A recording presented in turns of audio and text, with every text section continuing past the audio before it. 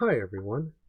For this video, I strictly wanted to respond to Gen X Gamer and a video that he made attacking me and the content that I make, and that's all that the video is going to be about. Effectively, I don't really have any other things that I want to show alongside it.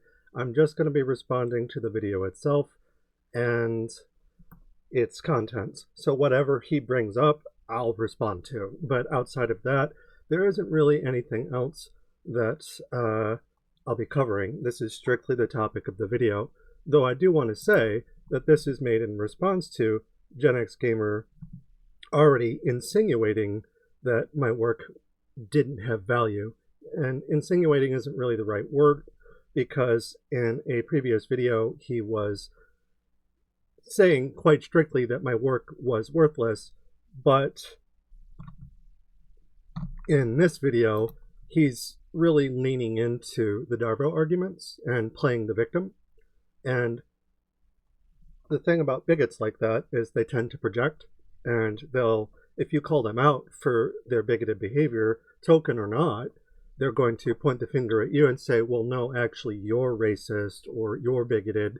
Whatever we say to critique them, they will turn around and use against us. They'll play the victim. So this is all that the video will be about, but specifically the video is examples of Gen X being aggressively anti-sex work, whereas the video beforehand was a little bit more restrained. This video that we'll be responding to is more aggressive in his attacking of me. And there are some various things that I'll point out as well when we sit down and watch it. Beforehand, he was misgendering me, but he wouldn't say my name. He wouldn't say my channel name. He also wouldn't say Persephone. He'll use my channel title, which has Persephone in it, but when he's talking about me in this video, he is deadnaming me. So again, he's being more aggressive towards me in terms of his anti-sex arguments. And that's the primary focus of this video. And you'll perhaps have noticed by now that every video that I do about Gen X is about a different topic, because I want to use Gen X as an opportunity to educate people how bigots act. Specifically, in Gen X's case, a token bigot. He is a bootlicking token Hispanic person who voted for Trump and is defending Karl Jobst from criticism. In the video, he'll say that's not what he's doing, but that's precisely what he's doing. He's like, oh, I'm just defending myself. In reality, he's defending capital. He's defending the status quo. And he's doing that by going after critics of the state, people such as myself. So, with all of that being said, we're going to just watch the video and keep in mind that my past lessons about him were in regards to his inability to say things about racism, him just being racist, period, a token racist person, him being queerphobic, and finally him being anti-sex work. And the previous video about him being anti-sex work is more just like me defending my work more broadly from him, getting out in front of that. But now we're going after him explicitly attacking me in ways that combine all of the different things we've talked about. Now, all of this being said, I can't imagine that, like, maybe he'll pull another bigotry out of the box, but if he doesn't, this might be my last video involving Gen X Gamer, unless he accelerates it and tries to dox me or attack me in real life, something like that.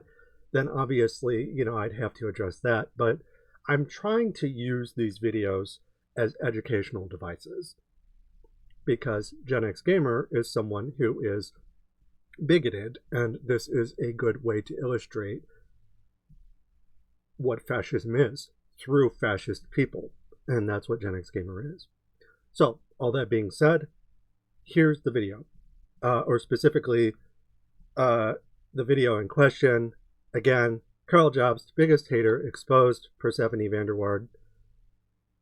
He doesn't even have a description. He's just, you got the clickbait title.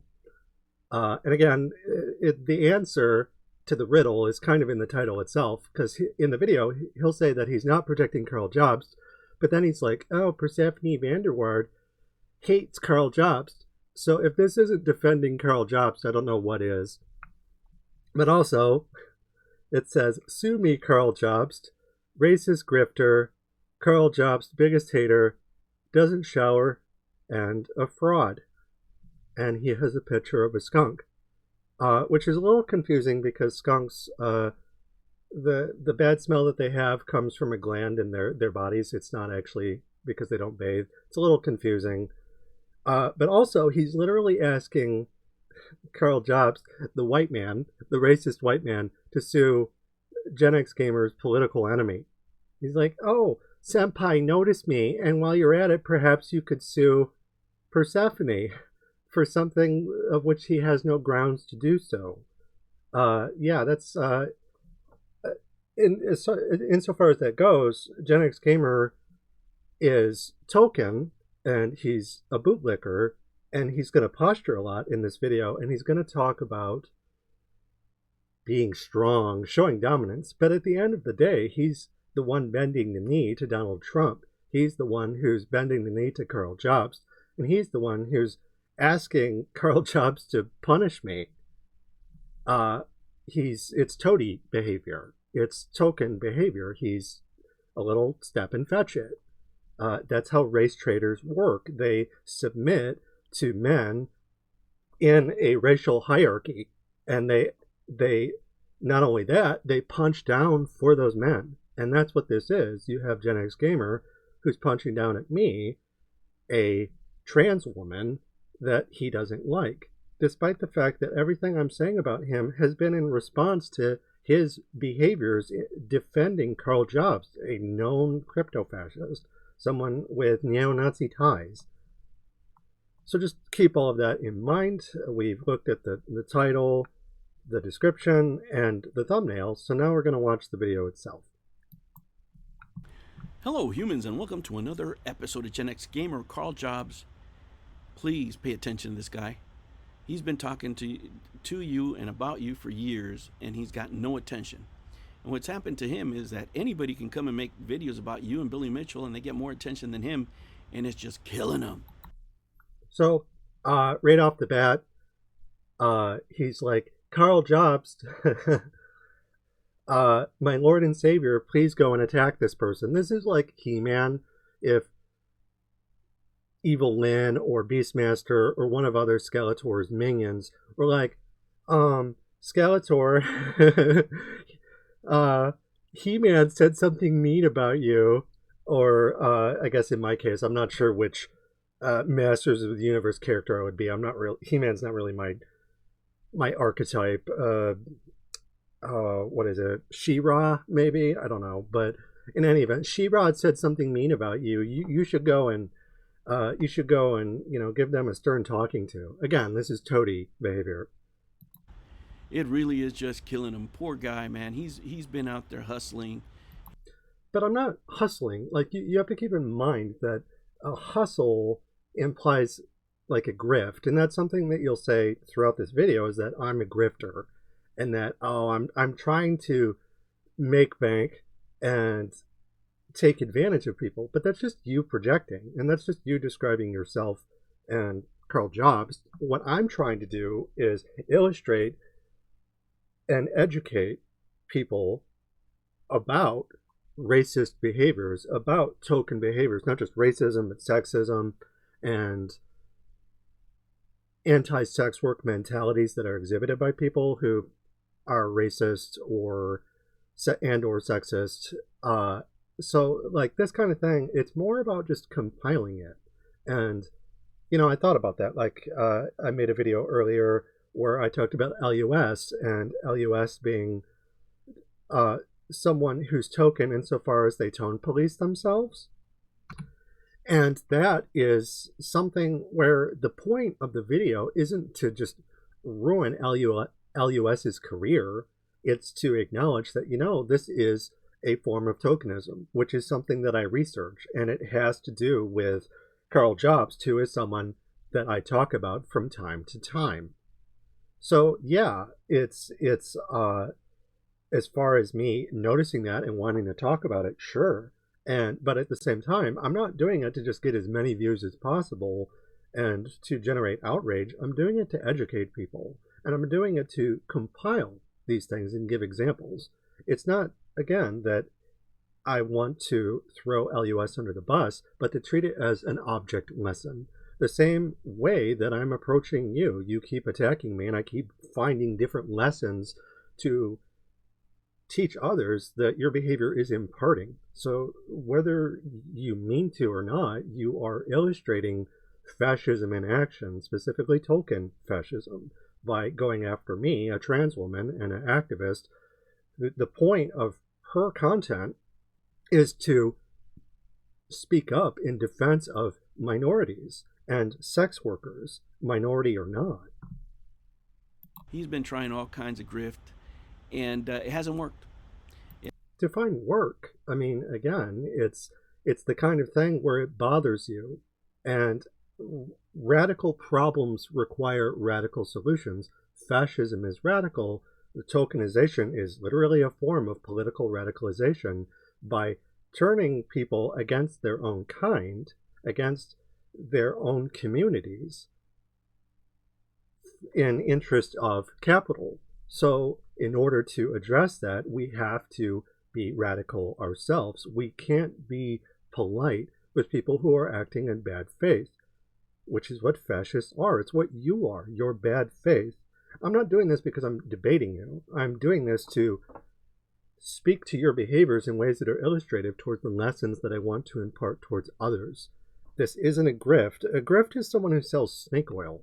A grift is Karl Jobst trying to get LUS to report on the alleged, and as it turns out, completely unfounded claims spread by Karl Jobst regarding Gerard the Completionist wanting to sue him. So, Karl Jobst is the snake oil salesman.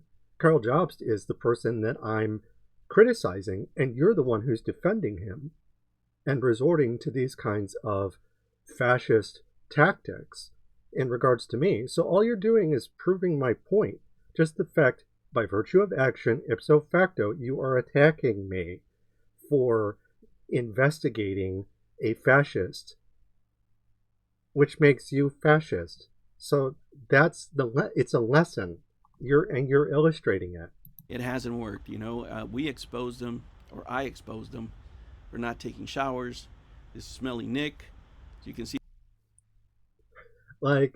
Okay, this is the this is the first time that you're mentioning this. So why are you talking about it in the past? Okay, well, 1 hour ago. Congratulations. You take one look at me and you're like, okay, well, you're a dirty hippie. And not only that, I'm gonna deadname you. Communist cuck racist hasn't changed in a month. Okay, well, I like this coat. It was given to me by a former friend, someone that I care about very much. And not only that, it's just comfy. I like it. It's orange. And also, it's I have a couple of jackets, and it's either this one or I have this faux fur coat that was given to me by the same person. And when I was in a tough spot, they bought me clothes, so there's sentimental value attached to it. But also, this one's just cooler. And when I say cooler, I mean it's the temperature is lower when I wear it. I don't get as hot when I wear it. But I also, if I take it off, where I am, it's cooler downstairs than upstairs. So I need something to keep me a little bit warm, but not too warm. So the point being is that you're criticizing me for wearing clothes, and you look at me and you look at my hair, and it's not washed. And one reason I don't use shampoo in my hair, because my hair is frizzy. So what they call the no poo method, no shampoo, it's people with wavy to curly hair, you don't tend to use shampooing your hair because it dries it out and it gets frizzy. That's what happens with my hair. My hair is wavy, and if I use shampoo, it dries out and there's a lot of frizz. So to combat that, I don't use shampoo. I still wash it. I still take showers. I just don't use shampoo. Sometimes I use conditioner. At the moment, I don't have any, but when I have the money for conditioner, it's something that I use. But I don't use shampoo. But I do take showers, and I do change my clothes. I change out my shirts. I change out my socks. I have different pairs of pants, but I only have one jacket. So right off the bat, you're saying things about me that, one, don't have anything to do with my arguments. So you're insulting my appearance, what they call an ad hominem, literally to attack the man. Latin was very masculine. They didn't have gender neutral terms in Latin, I guess. But in any event, you're attacking my appearance, not my arguments. And you're using Darvo and saying that I'm a grifter and that I am someone who needs to be attacked because I'm poor and I, according to you, don't take showers. Like, this is the kinds of arguments that fascist people make.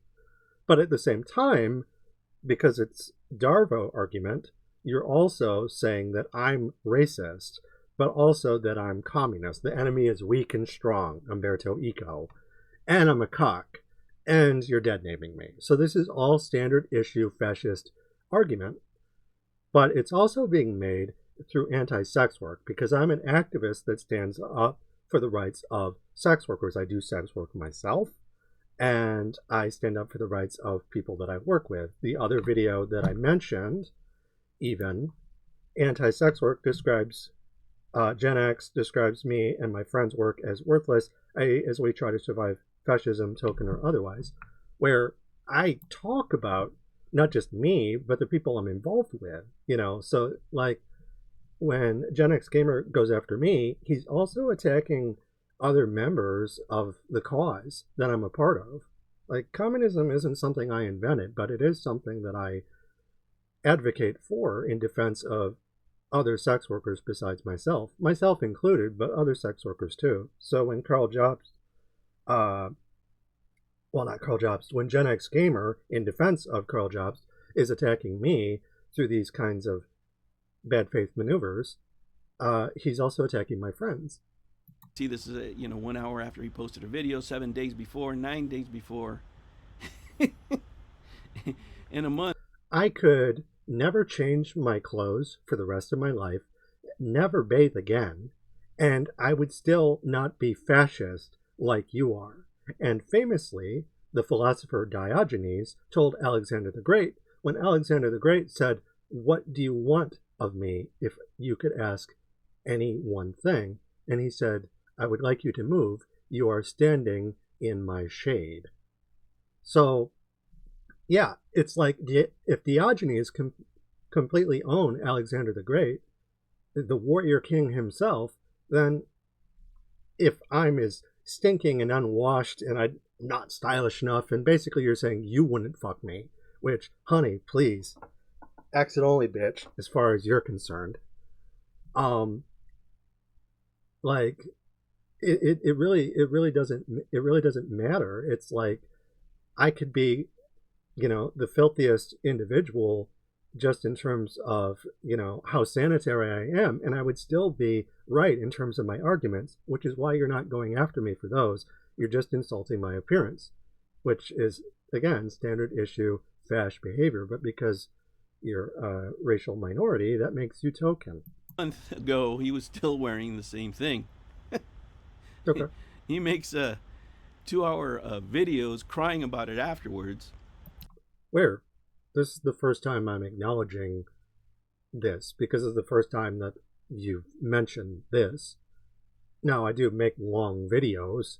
You're speaking to someone who's written multiple books over multiple years and done research for longer than that about the things that I care about. Like, I am not someone who takes shortcuts. I'm in it for the long haul.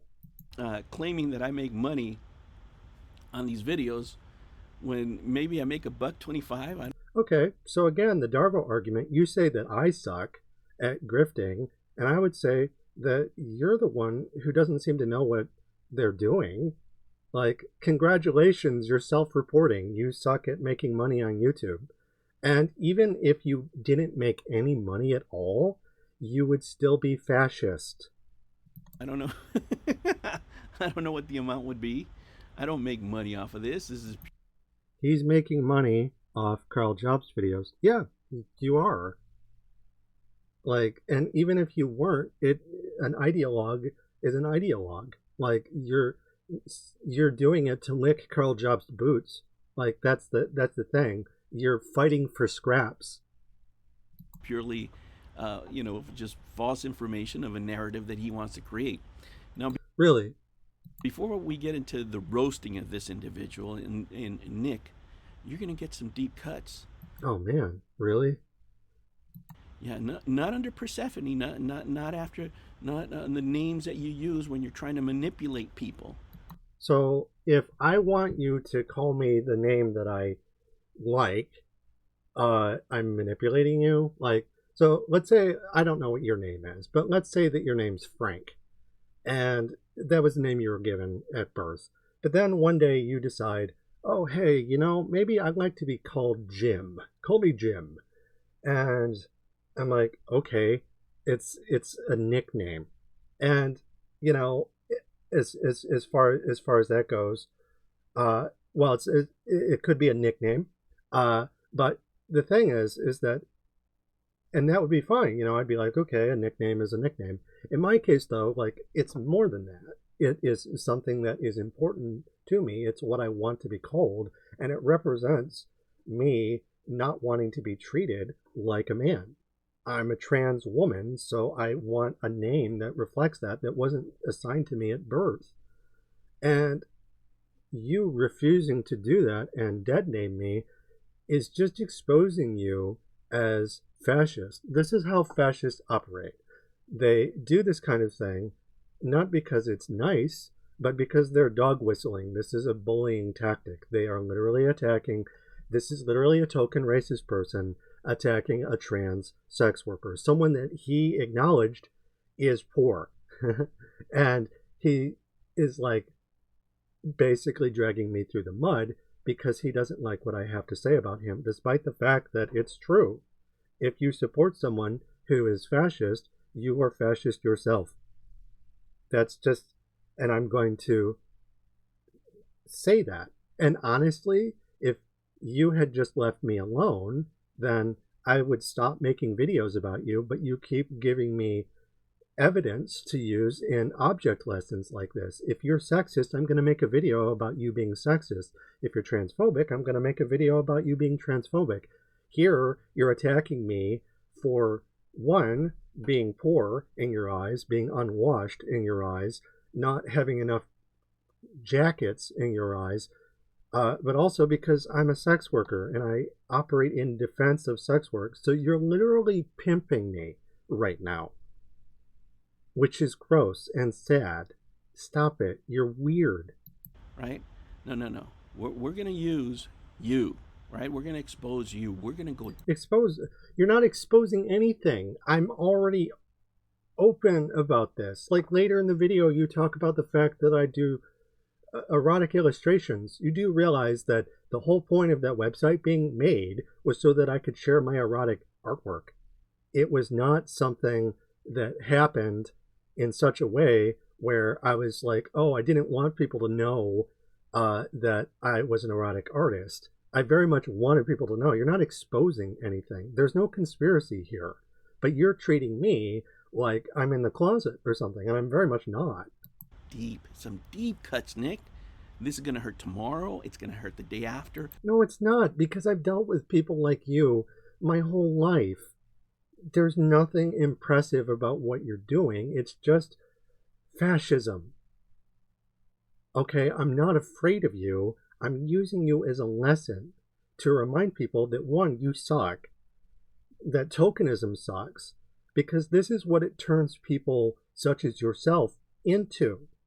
historically, materially, racial minorities will betray their own kind, but also their allies. You and I should be friends. We have a common enemy, but you're siding with the state to police me instead, because it's easier to scapegoat individuals than it is to address systems. Another part of the lesson. As a matter of fact, I won't have to make any other videos other than this exposing your lying, deceitful, fraudulent. Am I the backstabbing Jew? Is that what you're saying? Is this a witchcraft accusation? Is this blood libel? Is this a sodomy accusation? This is what you're doing. This is literally a witch hunt. Ass. Now, before his little crew gets all up in arms, this video is not. Crew? What crew? I don't like. I have friends, and they don't like you, by the way, because you're a bigot and you're a race traitor. But like, I don't have a posse. You're literally attacking the academic researcher for pointing out the obvious, that you're a bigot. Not monetized, right? So whoever's striking my channel for. It's not me. I told you this before. It has nothing to do with me, okay? I don't think that fascists should have a voice. I'm not going to normalize what you say, but I'm also not copyright striking you. Like, I don't even know how that works. So it's like, whatever. I hate your bad luck, I guess. You have other enemies besides me. I'm gonna make videos about you. Whoever else is doing that, like, I don't know who they are. It's not me, though. It's not going to work with this one. If you guys really want to piss them off, you can go ahead and donate whatever the hell it is, to protest against these individuals, really make them mad, because apparently me making money on the internet is some whole. I mean, there's that instance where the woman received like $700,000 recently, the white woman, for saying the N-word. It's like stuff like that's already happening. Like, you're not that important, dude. Like, there are other people like Donald Trump or Karl Jobst who, I'm sorry to say, are a bigger issue than you are.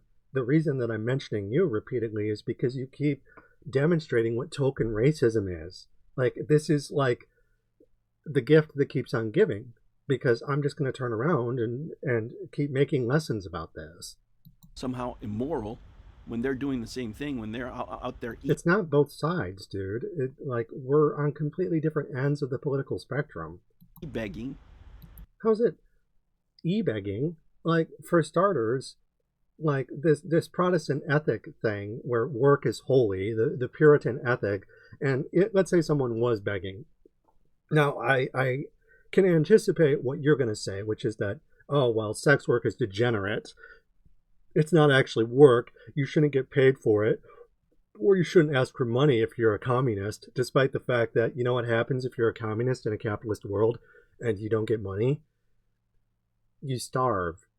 It's like, people need money to survive under capitalism. That's how the system works. That's not some kind of gotcha. That's us being born into a system that forces us to use money.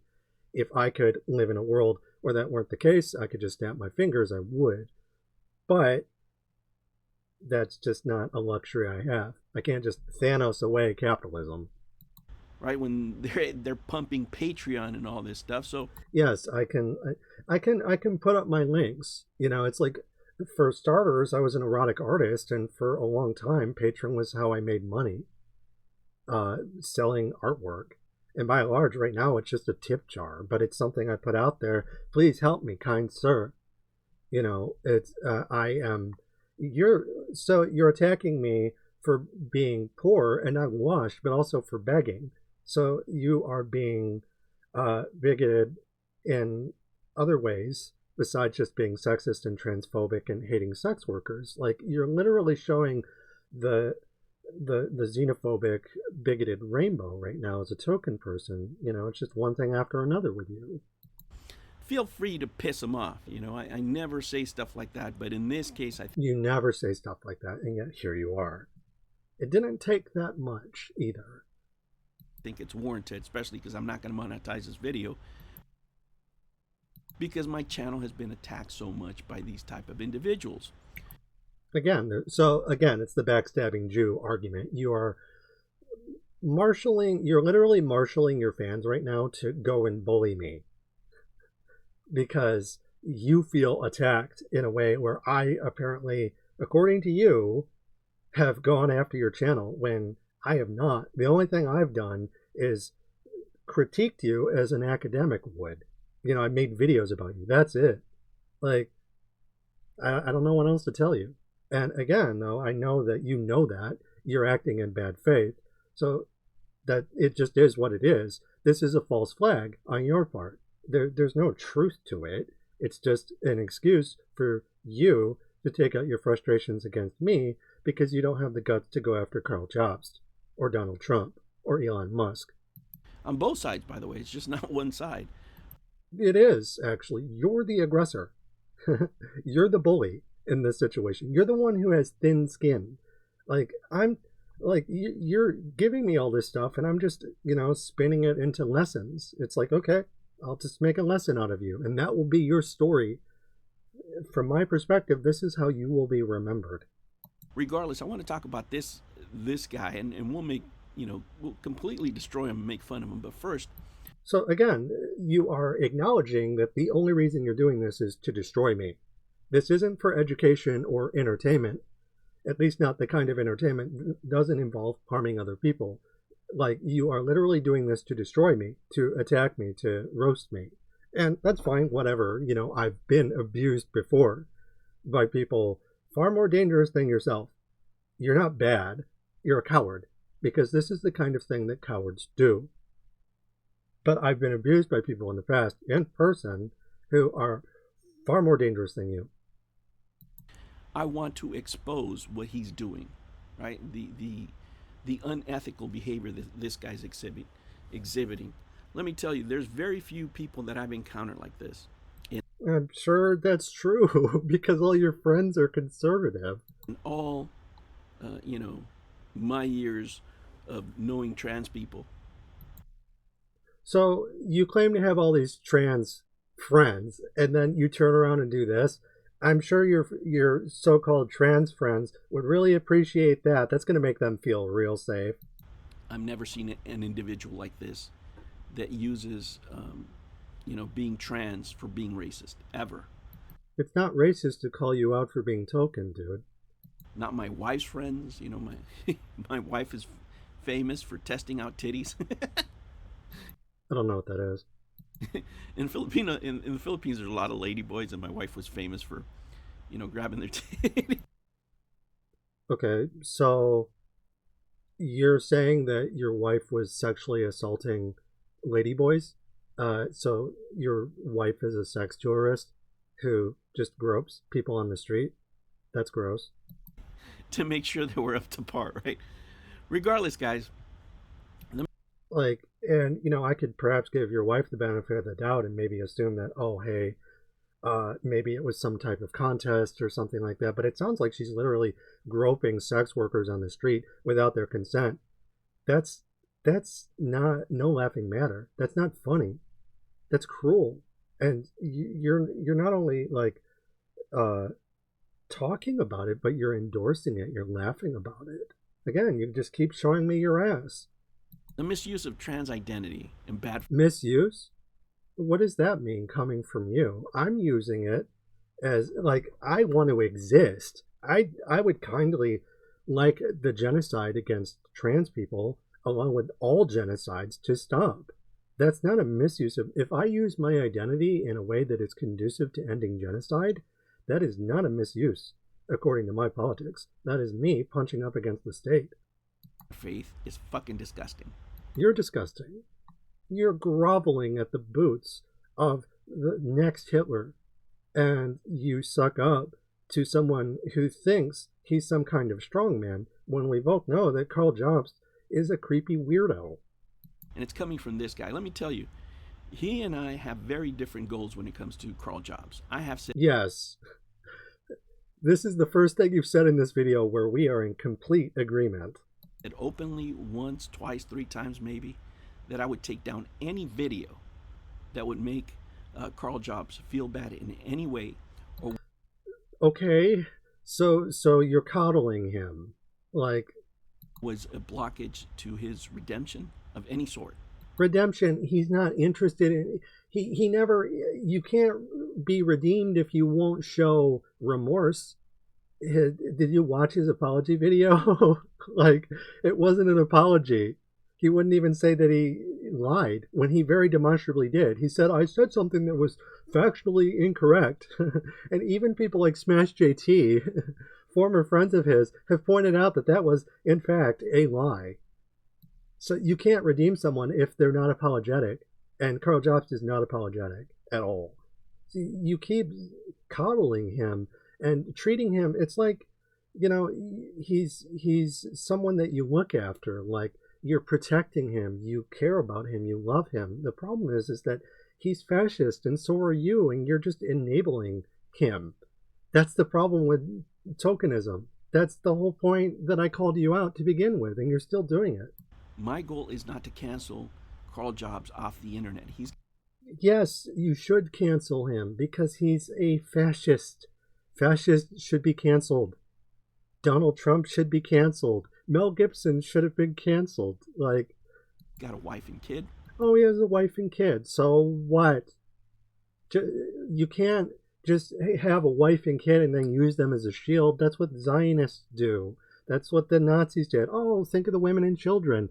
Meanwhile, Karl Jobst is being a creepy weirdo who defrauded his audience and is racist about his wife, is racist about other people, regardless of their skin color.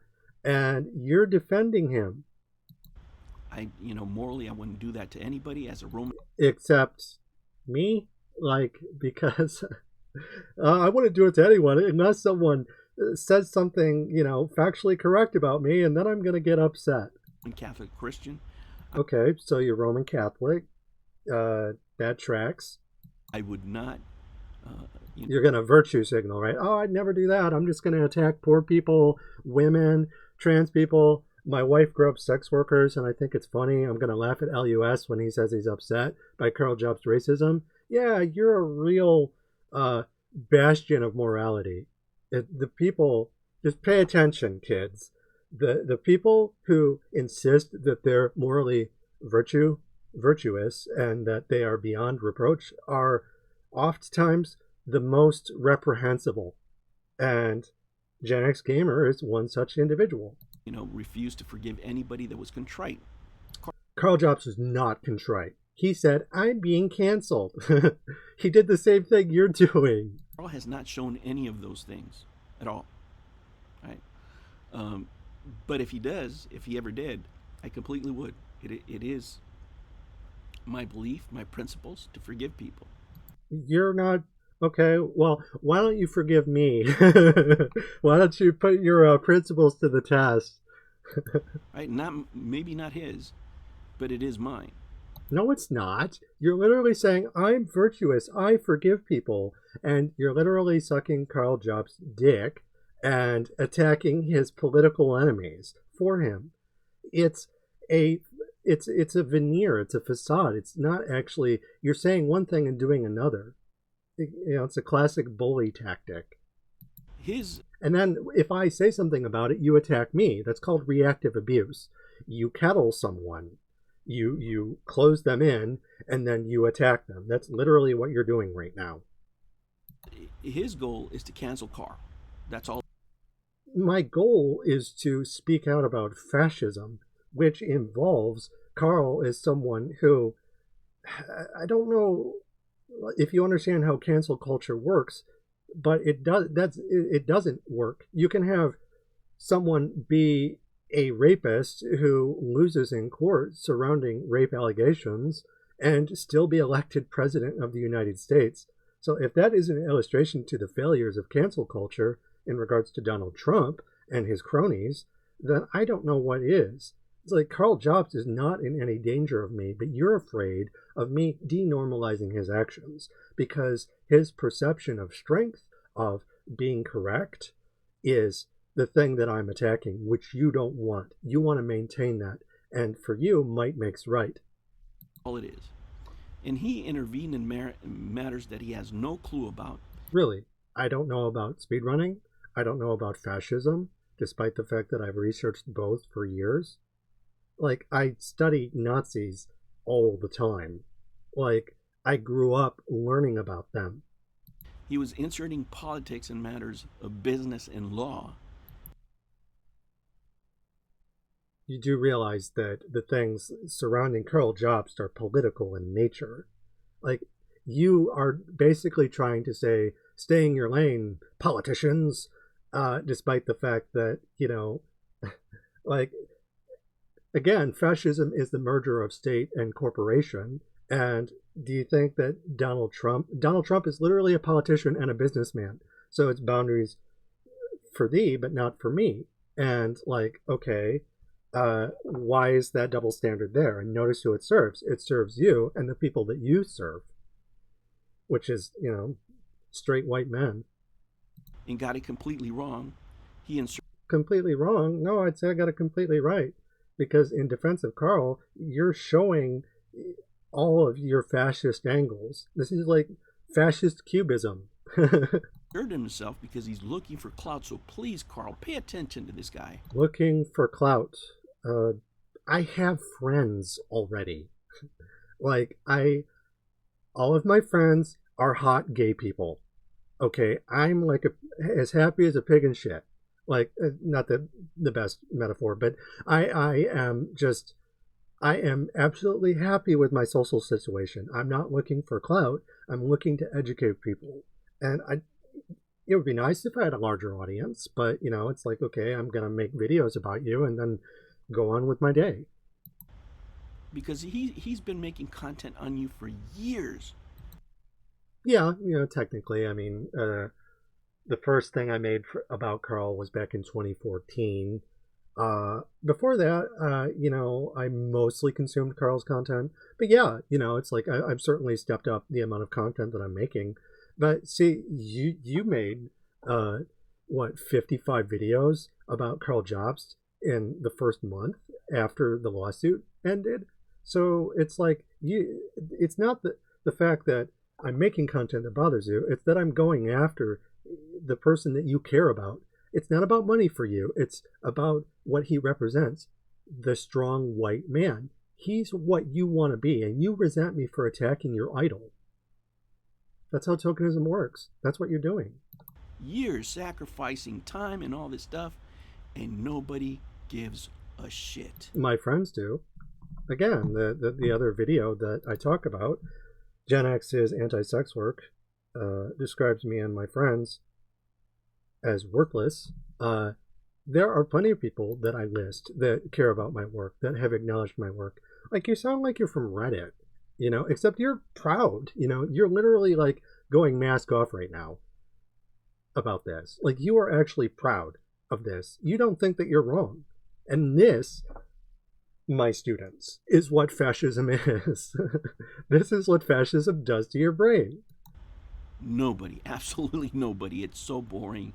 It's so disgusting. It just doesn't matter. According to you. Right? He's fucking irrelevant. If I was irrelevant, then why even make the video? Now let me tell you this. What this guy does, which is particularly disgusting, is the misuse of trans identity in bad faith. Right? How do you know it's bad faith? Like, it's my intent is very clear. I want to expose people for being fascist. Being bad faith would be like acting like I'm your friend and I would never do anything to harm your reputation or criticize you, and then I turn around and stab you in the back. Like, if anything, I'm saying it like it is to your face. That's not bad faith. That's just me being upfront. Like, I think that you're a token fascist and you deserve to be criticized and shamed for it. I'm not going to normalize this because people such as yourself lead to genocide. It's divide and conquer is what you're doing. You're trying to divide people right now, and you're literally discrediting all of the work that I do, despite the fact that I've gone over it and what it's about and helping people, just because I insulted Karl Jobst. Ethically identity, especially those of marginalized people. Marginalized racial minorities is what you're talking about. You're acting like you guys are above reproach because of the color of your skin. I mean, if that's the case, then I don't know. Look at Hirohito, the emperor of Japan in World War II. Look at various other people throughout history that have done things that are equally abhorrent, like a Pol Pot from Cambodia. And I'm trying to think of some different instances of people who have sold out. Look at Farrakhan, who supposedly had a hand in, quite possibly, very most certainly had a hand in the assassination of Malcolm X. Like people like that who infiltrate leftist movements, or they become dictators, and it's like people like that are not beyond reproach, but at the same time, there are, for every Farrakhan, you have a Martin Luther King or a Malcolm X. You have people who are willing to speak truth to power, so it's like I'm going to recognize, regardless of someone's skin color or their gender, when they are actually activists, as opposed to fascists, which are false activists. It's a false rebellion. Again, Michael Parenti. So you just don't like being criticized. That's all there is to it. And you don't want your boy Karl to be criticized. Should not be used. And I don't think Karl wants anything to do with me. I really don't. You're saying, hey, Karl. Karl's like, stop talking about Persephone. God. As a shield to use as something to conduct unethical behavior. It's not unethical to call out fascism. It is indeed ethical, because fascism leads to genocide. So we need to expose it and denormalize it and treat it for what it is. It's a sickness. It's something that leads to people such as yourself seeing people like me as enemy, as inhuman. In this case, and if an individual like this exaggerates, right, his marginalized identity. I'm trans. I'm not exaggerating it. Again, this is a dog whistle. You're literally saying, anytime you talk about me, you're talking about other trans people too. You do realize that's how that works, right? If for everything that you're doing to me, you're using that as an attempt to normalize trans misogyny. That's all that this is. So again, when you're dealing with bad faith actors, Gen X Gamer is trying to present this as criticism, but in reality, this is just a witch hunt. And it's not, he's making an example out of me because he wants other people to do the same. And not just to me, but people like me. And he wants other minorities to do it too. He's not just going to tell white people to do it. He's not just going to tell Karl Jobst to do it. He's standing and being recognized as token, and he expects other people to fall in line and do the same. Claiming to be transgender or whatever it is. It's not a claim. I just am, by virtue of action. That's how gender identity works. You choose to identify a particular way, just as you choose to be Catholic. Depending on the day. No, it's not depending on the day. It really isn't. Again, more dog whistles. This is just you being a Hispanic American Nazi. That's all that this is. Dirty Nick. Maybe the days you don't take a shower. So again, you're literally calling me degenerate right now. It's the same kind of thing. This is like the trans question, the Jewish question. You're looking at me, the Palestinian question. You're like, oh, well, what do we do with these filthy, degenerate trans people? That's literally what you're doing right now. Claiming this or that and the other, purely to avoid criticism, or in this case, consequences. Of what? I know that you're a threat. I know that you don't like me. Okay? I'm doing this as an act of resistance against you. For bigoted behavior. Bigoted? No, you're the bigot. Again, Darvo. They're really engaging in just manipulation.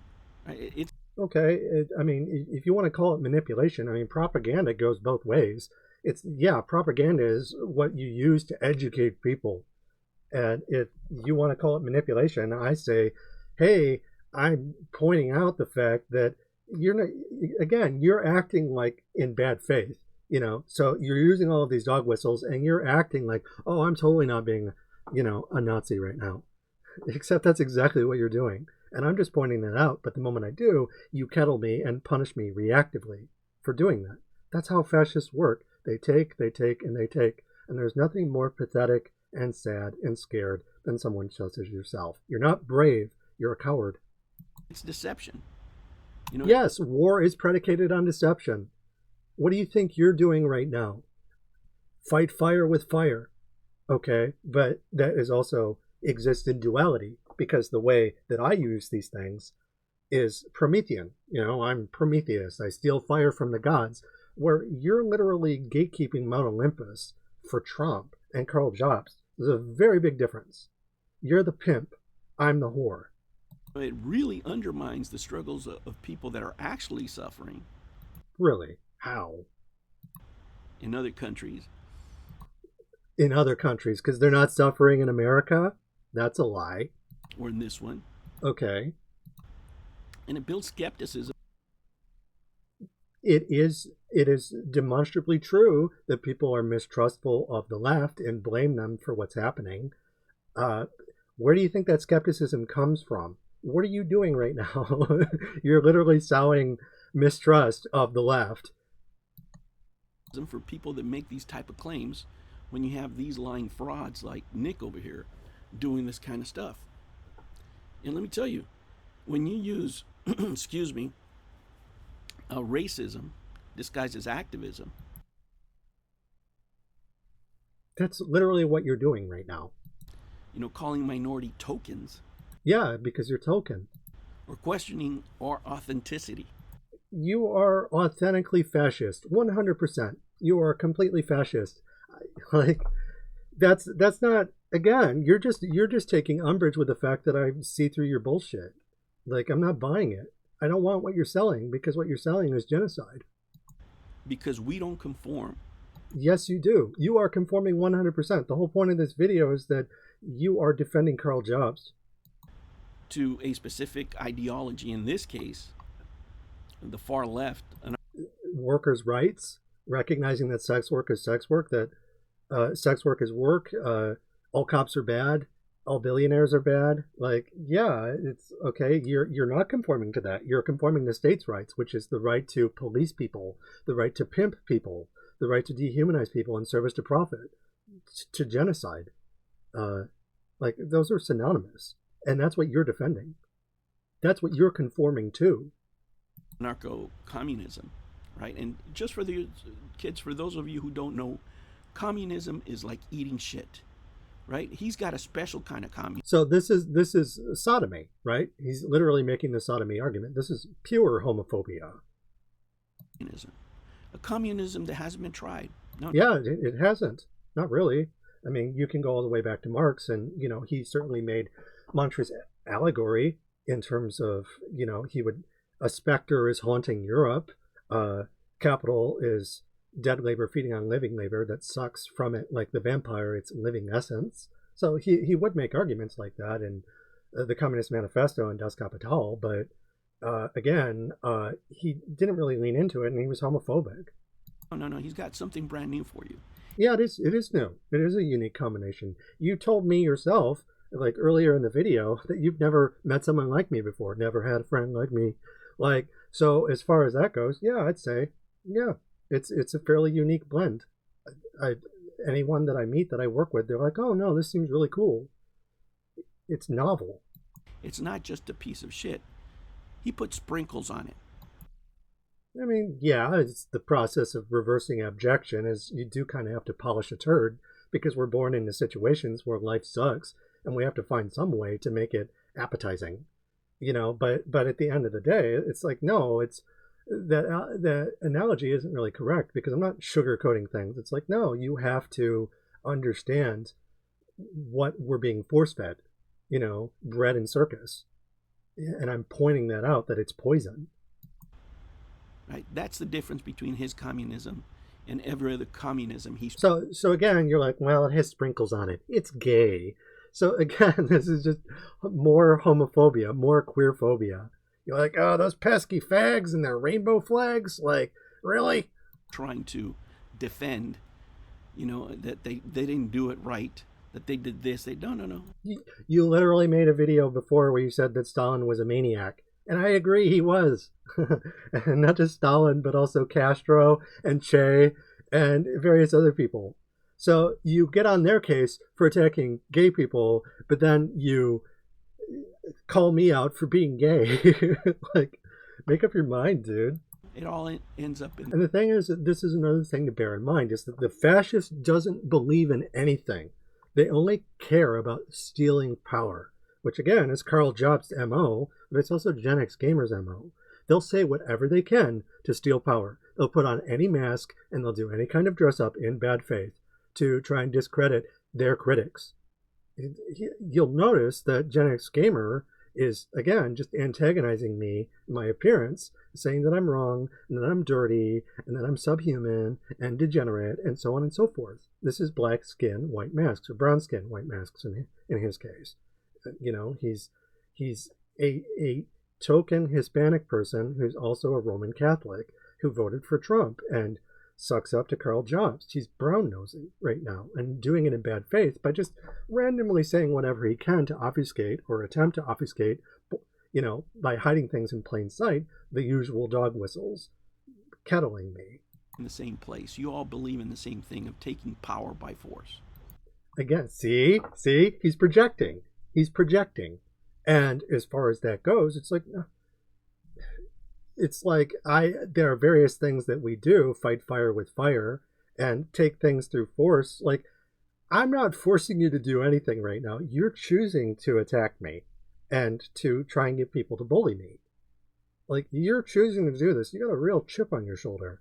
I must have hit a nerve because, you know, I immediately saw through you and what you were doing, just as I see through what you're doing right now.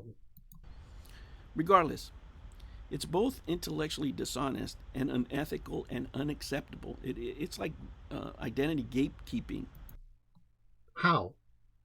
If I call you out for being token, it's because you are not serving the interests of other minorities, racial or otherwise. That's not gatekeeping. That's just you not serving the common good of oppressed peoples. Voting for Trump does not serve the common good of oppressed peoples any more than asking Karl Jobst to sue me or to ask your fans to harass me. Right? Where this guy invalidates other people's racial or cultural identities just simply based on political disagreement. It's not just a political disagreement. Your politics are such that tokenize you into policing other groups. What do you think you're doing right now? You're literally being transphobic for your audience. Just because I called you out for defending Karl Jobst, which is the whole point of this video of yours. It really is like racial gaslighting. You know, again, Darvo is literally an obscurantism. You take terms that sound like they defend you and you just throw them in front of yourself like garbage and expect it to work.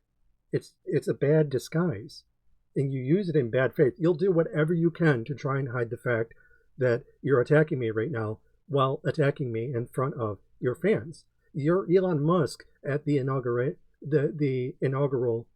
presidential rally doing the Nazi salute. That's what this is. This behavior is really harmful, you know, in especially by someone having... Your behavior is harmful. My behavior is harmful to the state, I agree, but not to you. Like, in the end, if you chose to surround yourself with dangerous people and you keep the company of people who mean you ill, that is not my decision. And if I critique you for sucking up to Karl Jobst, again, that's just based on your actions, your behaviors. It's not because you're a racial minority that I'm critiquing you just unto itself, but that you're a racial minority who has sold out in defense of the status quo, which is harmful towards workers. It's harmful towards nature. It's harmful towards your children. You're hurting your own kids. You're not doing them any favors.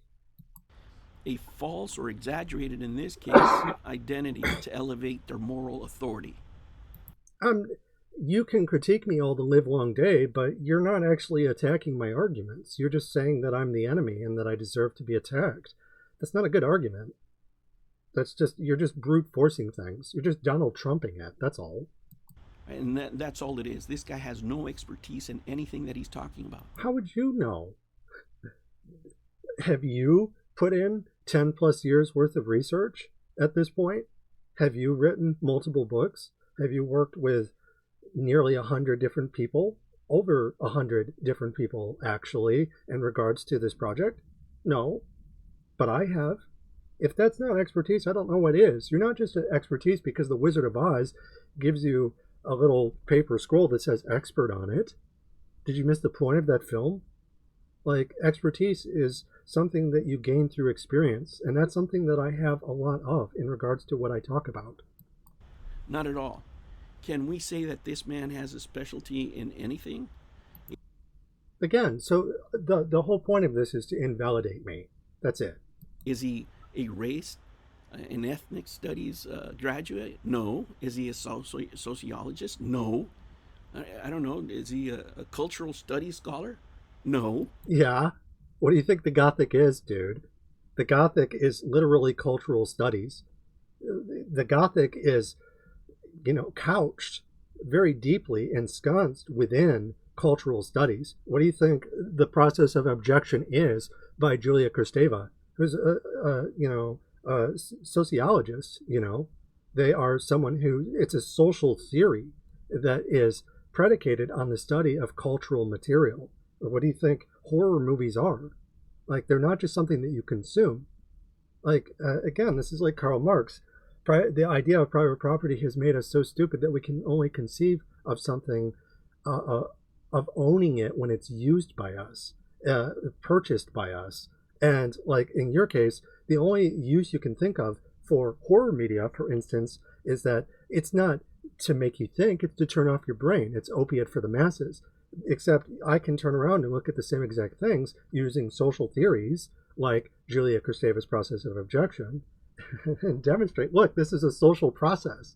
The objection process is something that occurs through society, through media, through people, before the internet, I might add. Is he an anthropologist? No. Like, again, I study the process of how humans function in media.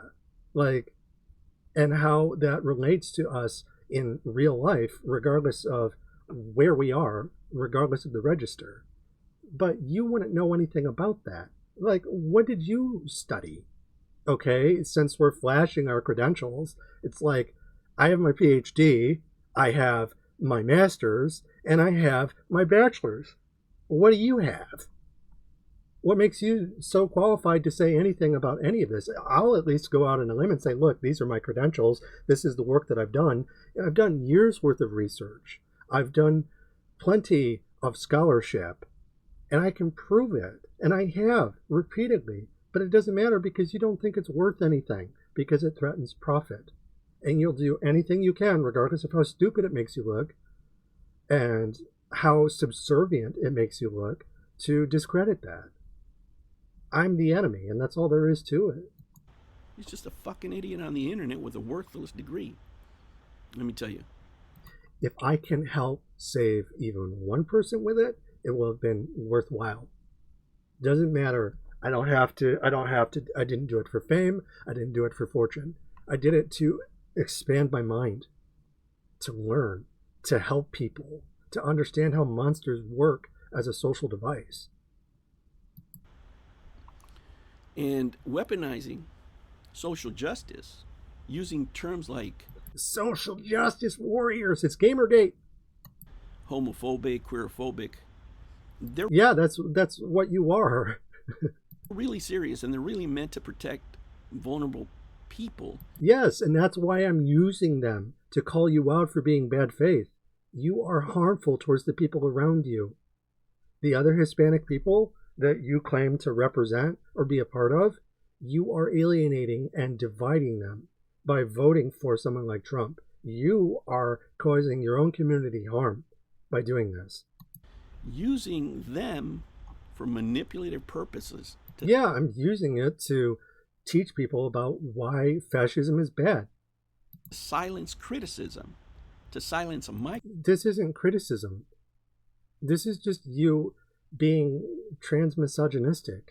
This is just you dog whistling to your audience, telling them to attack me. Classy. criticism of him is not going to work. Nick, I don't bend the knee. Yes, you do. You are so goddamn cocked. You are subservient. You are licking Karl Jobst's ass crack right now, and Donald Trump's, and the billionaire class. You are so incredibly subservient, it's not funny. You're acting strong, but if you are in a position of, you're the middle management. You're not even middle management. You're like beneath middle management. Like you're the middle management's toady. And it doesn't change the fact that you've bent the knee.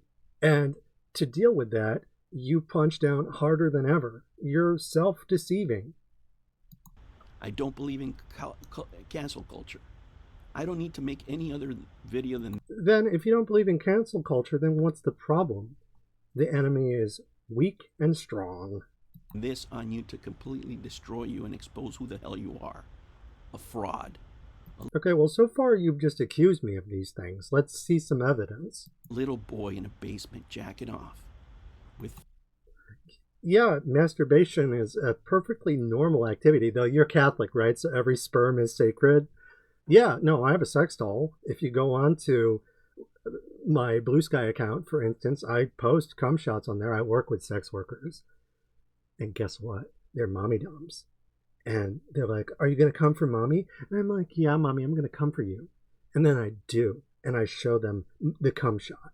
So it's like, yeah, that is absolutely something that I do. I masturbate. Yes. I also have sex. I do sex work.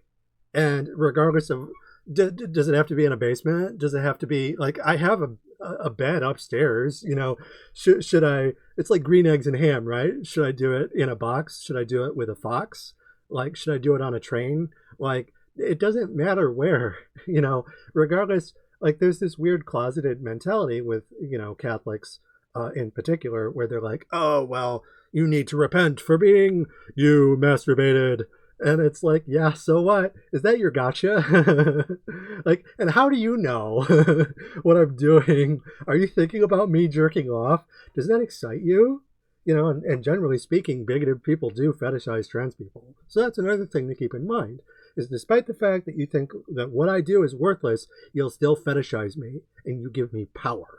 I'm taking power from you right now. Suck, suck, suck, suck, suck.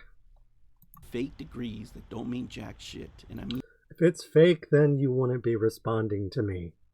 Fake because it's not fake, by the way. It's like I did actually get a degree. They're worthless in the market. You can have all the papers you want. No. But all you can do is serve coffee and make drawings. You talk... Okay, so now you're punching down against the service industry and artists. All you can do is make artwork. All you could do is serve coffee. Fuck you, baristas. Your skills are no better than anybody else's or any of the people that you... Okay, I don't claim to be better than other people. I'm just educating people about fascism. It's just, you know, it's sex work is a service. It's something that you do to make people feel good. Educating people, same idea. Giving people coffee, drawing a picture. These are all just skills. It's just labor. Okay, I'm not acting like I'm better than other people, except for fascists. I'm definitely better than fascists. And you know who I'm really better than? Karl Jobst. Karl Jobst sucks. I'm going to get a t-shirt that says, Karl Jobst sucks. I'm going to wear that all month. So you have to look at it. And you were like, you won't take that shirt off. And I'm like, yeah, I'm going to get it tattooed. Okay, I'm not going to get a tattoo. Like, let's take it. That's a bridge too far. But I'm going to get a t-shirt that says Karl Jobst sucks with his face on it. You look down upon. You're no better than them. Okay. I'm, you know, there are no kings or queens under communism. You realize that, right? The idea is we're pushing towards equality. It's not like this attempt to try and, you know, act like a king, act like a monarch, act like a president, act like a pimp. You know, it's like the idea with my work is that we're abolishing these things. It's a stateless, classless, moneyless society. So thank you. I guess, I don't think that's what you meant, but yeah, I'm not better than the people I'm trying to help. No, I am better than you. But, it's just whatever. It's like, I don't care. Yeah, I already knew that. Right? And on top of that, you're a fraud. Okay, so the fraud tells me that I'm a fraud. Okay, so what? Address my arguments. You just keep repeating the same thing over and over. This is called pearl clutching. This is moral outrage. This is all that you're doing. Again, these are witch hunt tactics. The ethics of online influence, and using this guy his platforms to deflect from the bigotry. So you're saying, oh, Karl Jobst isn't. So you won't say that Karl Jobst is racist, but you'll point the finger at me, and through aporophobia and transphobia, you'll call me racist all the live long day. I see. It's an interesting double standard. Like, you're attacking people who are more marginalized. You even said it yourself. You have more privilege than me, and here you are punching down someone with apparently more privilege. It's like, okay, that's kind of sus, kind of creepy. You're kind of a weird person. By manufacturing victimhood. It's not manufactured. If I'm trans, like, I've been denied housing before. I've been abused before physically because I'm trans. Okay, this is not in my head. I've lived through trauma. Read my books. Claiming persecution. When I've been persecuted. Okay. He's challenged. Get to the goddamn point. Is really just Where's the evidence? Performative politics. This guy's... Yes, everything. Power is performance. Ding, ding, ding, ding, ding. Yes, we're all performing. All the world's a stage, and we are merely players, performers, and portrayers. Like, tomorrow creeps in this petty pace from day to day to the last syllable of recorded time. Out, brief candle. Like, it's the kind of situation, the tale told by an idiot, who struts and frets his hour upon the stage and then is heard no more. Like, yes, absolutely, it's performance. And you act like, okay, I'm acting in bad faith, and you're not acting at all. But in reality, you're the one who's acting in bad faith, and I'm just giving it to you straight, and you can't handle it. And you know that I'm calling you out for things that you can't deny. So the only thing you can do is stir up trouble to incite a witch hunt against a trans woman. It's like, I call you out for being fascist, and what excuse do you have to attack me that I went after Karl Jobst, who's a known crypto-fascist? He's a lunatic, right? He's just making a toxic online environment. You're the one who is being toxic right now. Like, I'm just responding to you and making this into a lesson, but you're the one who's frothing at the mouth. Clearly meant to suppress me, trying to cancel me. Well, it's not going to. Okay, like, finally we get to the heart of the matter. You felt attacked. You took it personally. Well, maybe you should stop being fascist. And I'm going to say it until my dying breath. I'll be old and gray. I'm going to get it engraved on my tombstone. Gen X is token. And people thousands of years from now will discover my secret gravesite and be like, oh, who's Gen X? Sounds like an asshole. Yeah, I probably was. It's going to work, bitch. It's not going to work. You're going to keep crying on the internet, right? You're going to make... Sweet, delicious tears. I love educating people about fascists. Another fucking video about this, and it's not going to matter. Nobody believes... I'm going to keep doing it. It doesn't matter. You know what's going to inspire me to keep doing it? The fact that you don't like it. So I'm just going to keep calling you out for your bigoted bullshit. The fact that you're being trans-misogynistic right now and anti-sex work. I'm just going to keep doing it. And you want to know what keeps me coming back for more? Is that you don't like it. Okay, on top of educating people, which is the main reason, the cherry on top is just that you don't like it. Good. I don't want you to like it. You shouldn't like it. That's the point. I'm ruffling your feathers to hopefully make you eventually, someday, say something or do something that causes the people around you, if not yourself, to be like, whoa, this guy really is a token. Might not happen right away, but again, you think that you're being clever right now. You think that you're hiding what you're doing. But in reality, nothing could be further from the truth. You're exposing yourself. The emperor has no clothes. You because you're full of shit. The things you're accusing me of are provably false. How? Where's the proof? Show me the proof.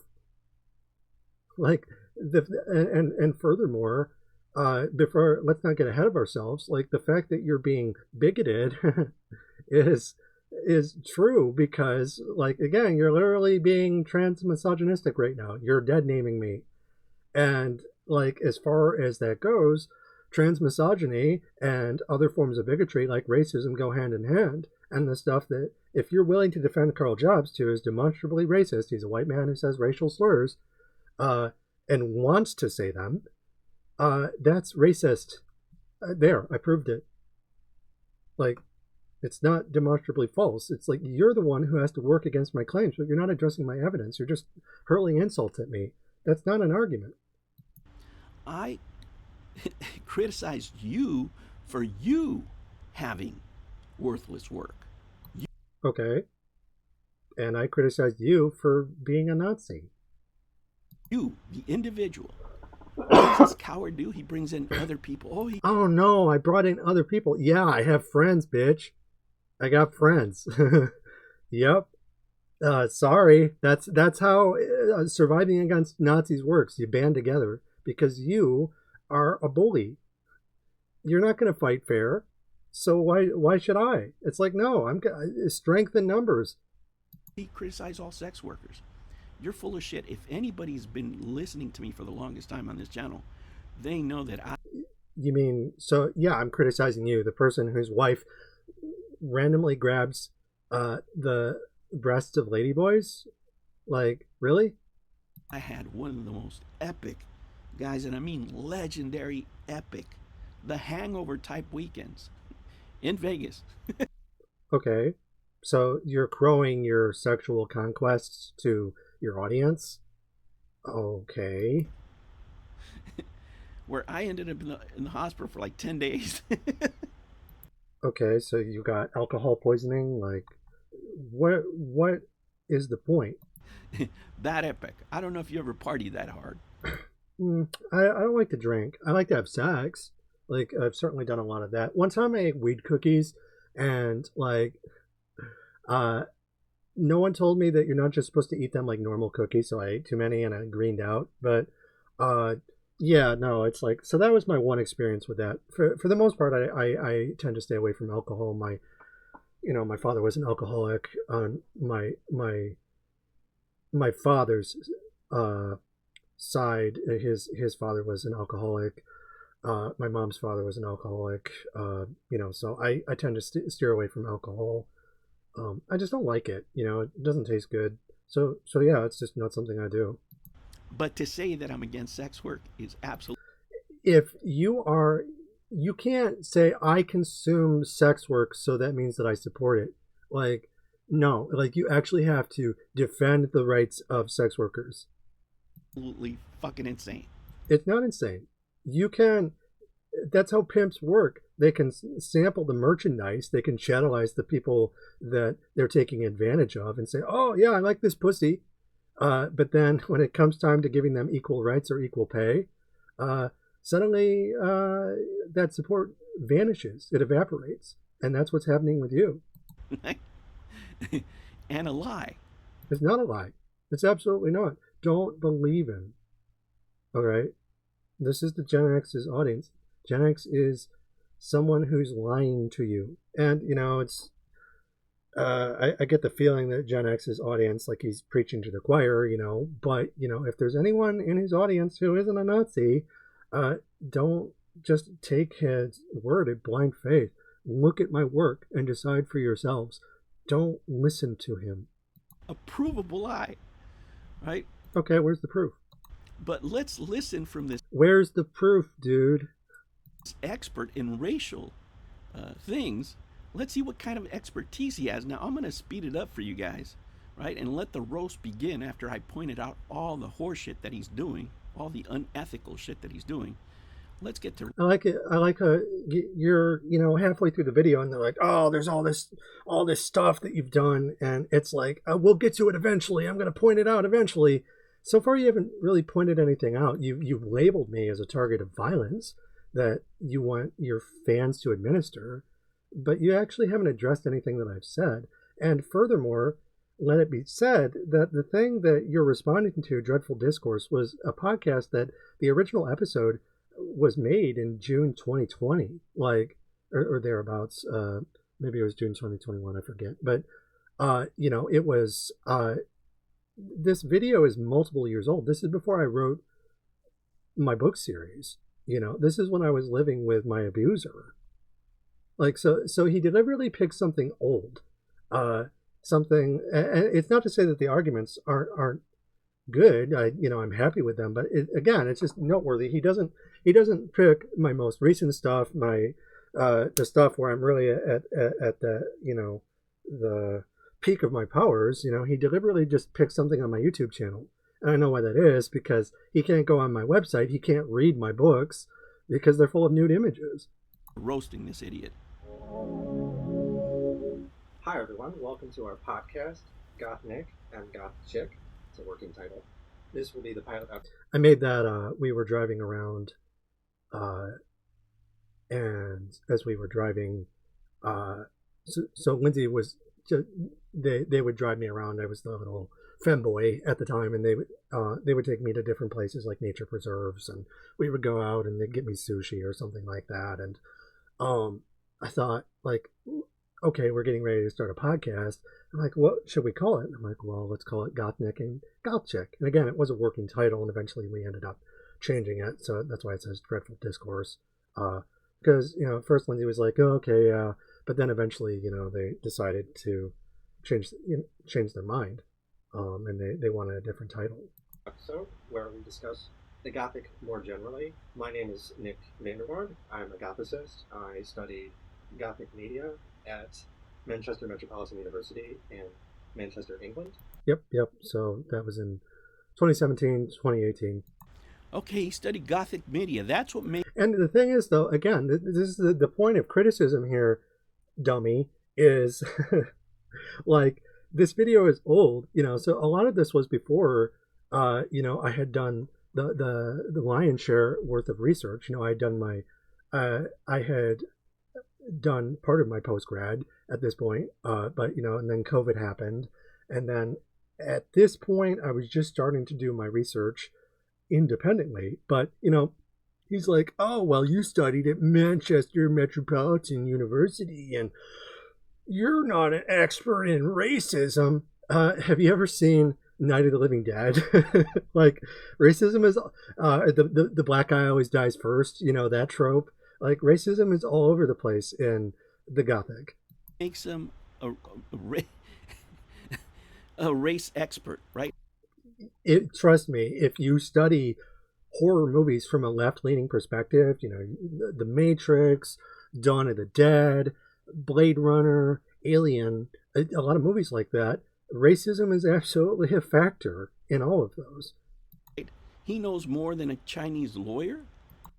A Chinese lawyer can be token in the case of LUS. Like, there are things, absolutely. It's like, oh, you can't know more than a racial minority, as if racial minorities can't tokenize.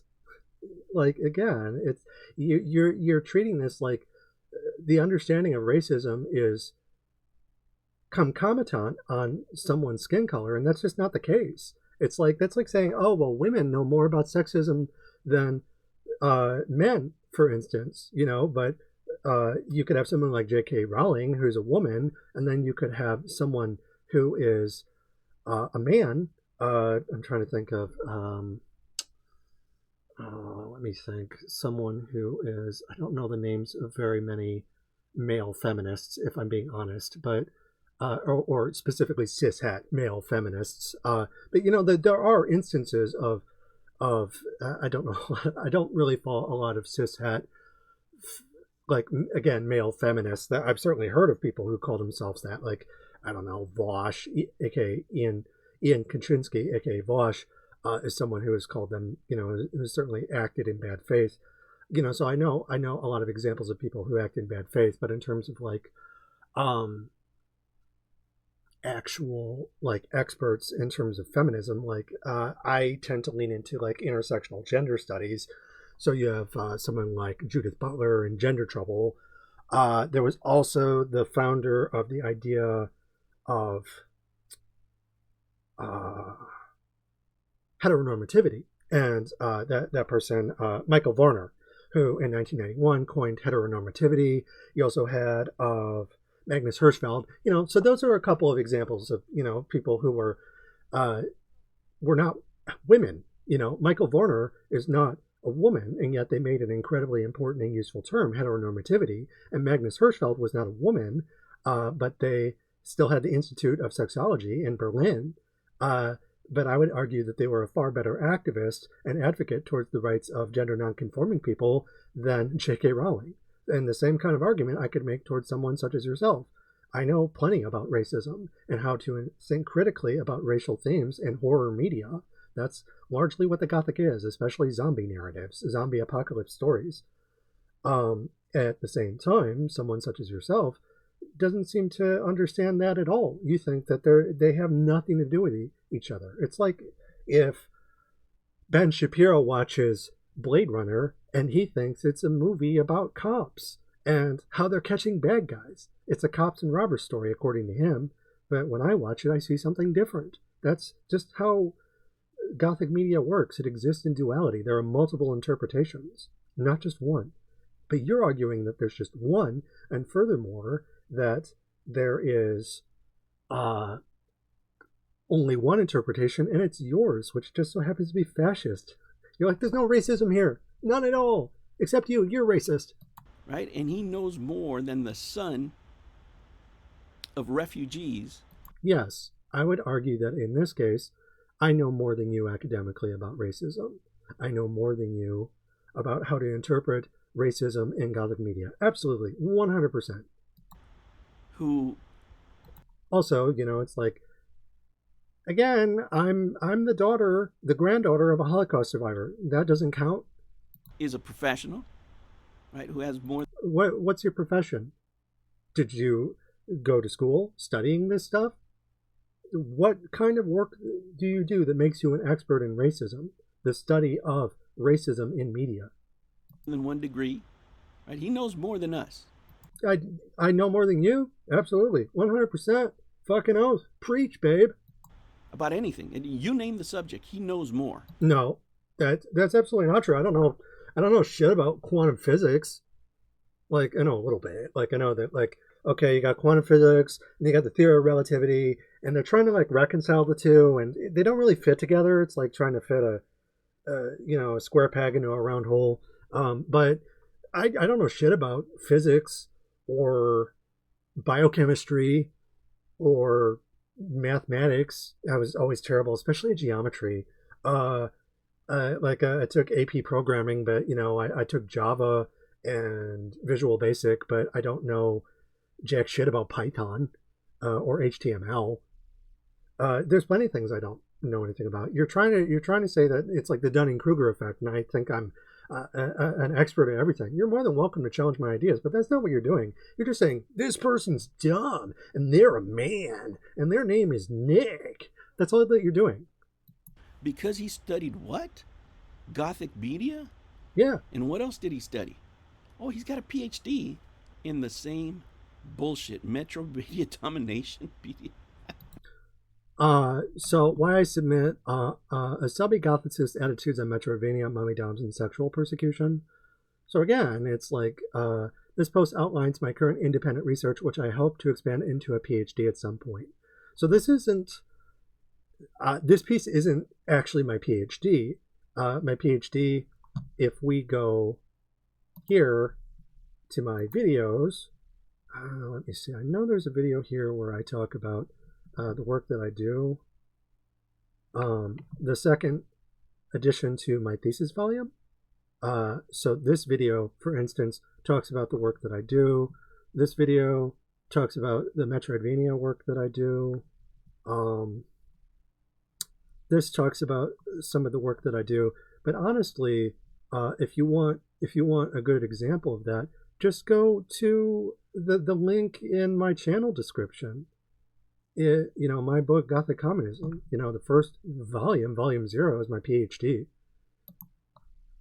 So this is the precursor. He's right insofar as this is the precursor to what my PhD became. Absolutely, but this itself isn't actually my PhD. It's just the beginnings of it. And I wrote it back in 2021, whereas I wrote my PhD after 7+ years of research in 2023, October 8th, 2023. And all you have is weird mechanical James Bond villain laugh. Like, that's all you got. You don't have any kind of response. You're just ridicule and bluster. You're full of hot air. What can you do with this? Who the hell is... I can speak to the abuses of sex workers. Did you read this? You know what this is about? This is about talking about how people are persecuted against, specifically trans people, but also just gender nonconforming people. Sexual persecution speaks to gay panic, satanic panic. So I can raise awareness about that. Who's going to hire this guy? It's not about getting hired. It's about raising awareness. Right? That's why he's on the internet begging for change. Okay, so what? I'm not ashamed. Mutual aid is just ethical by virtue of we have a right to exist. And you're saying if you can't afford to live, then you should just die. That's what you're doing. And you call yourself a Catholic? Whatever. You're not Catholic. You're functionally Protestant, my dude. The Protestant ethic is what you care about. So much for caring about the poor, for charity, for beggars. Classically, that was something that, being destitute was a virtue in Catholicism. The martyrs, the saints, some Catholic. Can you imagine being this guy's dad going, what the fuck did I do? My dad beat me. My dad threatened to kill my mother. My dad cheated on my mom with everyone in town, including all of his friends. My dad is not someone that you want to look up to. He's a real piece of shit. You don't even know him. Where did I go wrong? My dad's mentally ill. My dad is not a good man and hasn't been for as long as I've known him. Where did I go wrong? Right? This is the guy. My dad went wrong every step of the way in regards to his own behavior. He could have had a family with me and my brothers, but instead chose to constantly abuse us, constantly abuse my mom, and she took him back repeatedly, and he kept fucking up. That's his fault. And as far as me being trans, I am not a mistake. I'm a person. I have rights. I deserve to be treated like a human, regardless of what you think, regardless of what you want to have happen to me. I deserve to have my basic needs met. I deserve to be able to speak out against oppression, which is not what you're doing. You're doing the opposite of that. I deserve to be protected from people like you, and that protection is literally what I'm doing, critiquing you. To critique you is to speak out against genocide. You are a colonizer. You are a token genocider. It's pathetic. That's claiming moral superiority. It's morally superior to resist genocide. Newsflash. This is the guy that's claiming that he knows more than minority. He's going to educate. Yeah. As far as I apparently know more about fascism than you do. Absolutely. Though you and I, but it's not that you don't know what you're doing is the thing. You know exactly what you're doing right now. Us. Right? He thinks that he knows more. Right? Now this guy, this idiot right here, let me tell you, he inserted himself in a conversation that had nothing to do with him. Right? That's what criticism is. Like, okay, I'm not in Israel or Palestine. I'm not in Gaza, for instance, but I can still talk about that. Nothing to do with him. It actually does have something to do with me. Wouldn't you know it, LUS is talking about Karl Jobst. And wouldn't you know it, he's kind of poo-pooing his Karl Jobst racism. I was talking to people that had stricken my channel, and we're talking about legal things. Now, he didn't get to see any of it because it's all behind the scenes. They struck the channel, and a lot of the comments were held because they were so extreme. And these are on both sides, guys. I can't even say it's on one side or the other. It's both sides. And I was referring to them. Now, I didn't criticize Karl's, racism or lust according to his preference, right? Because he's the moral arbiter of truth. He's judge, jury, and executioner, right? He doesn't know anything about the law. He So, who are you talking about? Are you talking about LUS or are you talking about me? doesn't know jack shit about business, obviously, because he's out here paneling on the internet. Okay, so you're talking about me. Got it. Okay. Right? But he's going to tell us how we should handle our matters. It's not just your matters. Your decisions affect other people. That's the point, And if LUS is absolutely someone who should, if he's going to call Karl racist, it's like, dude, just own it. Don't dance around it, my guy. It's like, I can see it. He's so close. And I'm like, dude, just fucking sing that, shout it from the mountaintops, dude. Like, don't beat around it, because then you're just protecting Karl. Right? Why? Because he's superior to us, right? So I'm doing this because I'm superior to you. Well, I have more self-respect than you because I'm not willing to lick the boots of the state and attack the state's enemies. Because it just so happens are people such as yourselves. The token traitor is someone who betrays their own kind. That's what you're doing. And betrayals take different forms. In LUS's case, I would say that his tokenism is far milder than yours. Your tokenism is just like full blown. But LUS's is just like, okay, it's just, let's make a note of it, is largely what I did. And LUS took it on the chin because he's LUS, they, them, they're an adult and they can handle criticism. They have relatively thick skin. You, on the other hand, are about as thin-skinned as one can get. He claims to be trans here and there, but not sometimes. When have I said that I'm not trans? When I was younger and I was in the closet, I didn't realize that I was trans. And then as I got older, then I was like, one day I just realized that I'm trans. And I'm never going back. I'm never going into the closet. And you can't make me. And no matter how bad things get, I'll never go back. And I know that it'll bother you because you hate people like me. Because the whole point of this video is to show that you hate me. That's it. That's all that this is. So far you haven't addressed a single argument that I've made. The only thing that you're doing is acting strong against a perceived enemy that you want to genocide. That's it. Look, one of the biggest problems with this guy, right? This guy is engaging really in bad faith behavior. Okay, so this is like the only argument that you have. You suck and you engage in bad faith behavior. You're not addressing any of my points. Not that I expect you to, but it's just an observation at this point. Racial antagonism and identity exploitation. Oh, fancy. Do you know what those mean? Right. Even though he claims to be trans, his sexual behavior has not deviated that much. Okay. How? Please explain. How do you know? Let's do that. Let's do the BDSM test, with the percentages and the green, yellow, and red font. Like, do you know what I'm into? Or at all. Right? It's okay, Nick. You like big booty dominant bitches. It's okay. I mean, I like mommy doms, but I've also been with daddy doms. My partners are gender non-conforming. So Bay, for instance, is non-binary, mask presenting, and another partner of mine is a femboy. They can't transition, so femboy is kind of the end point for them. Another partner of mine is non-binary as well. And so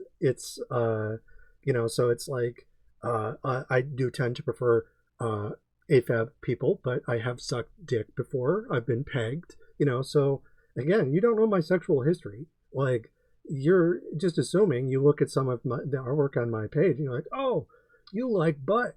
Well, there's some juicy male butts out there, femboy or otherwise. It's just like I like pussy. I like a big fat femboy dick.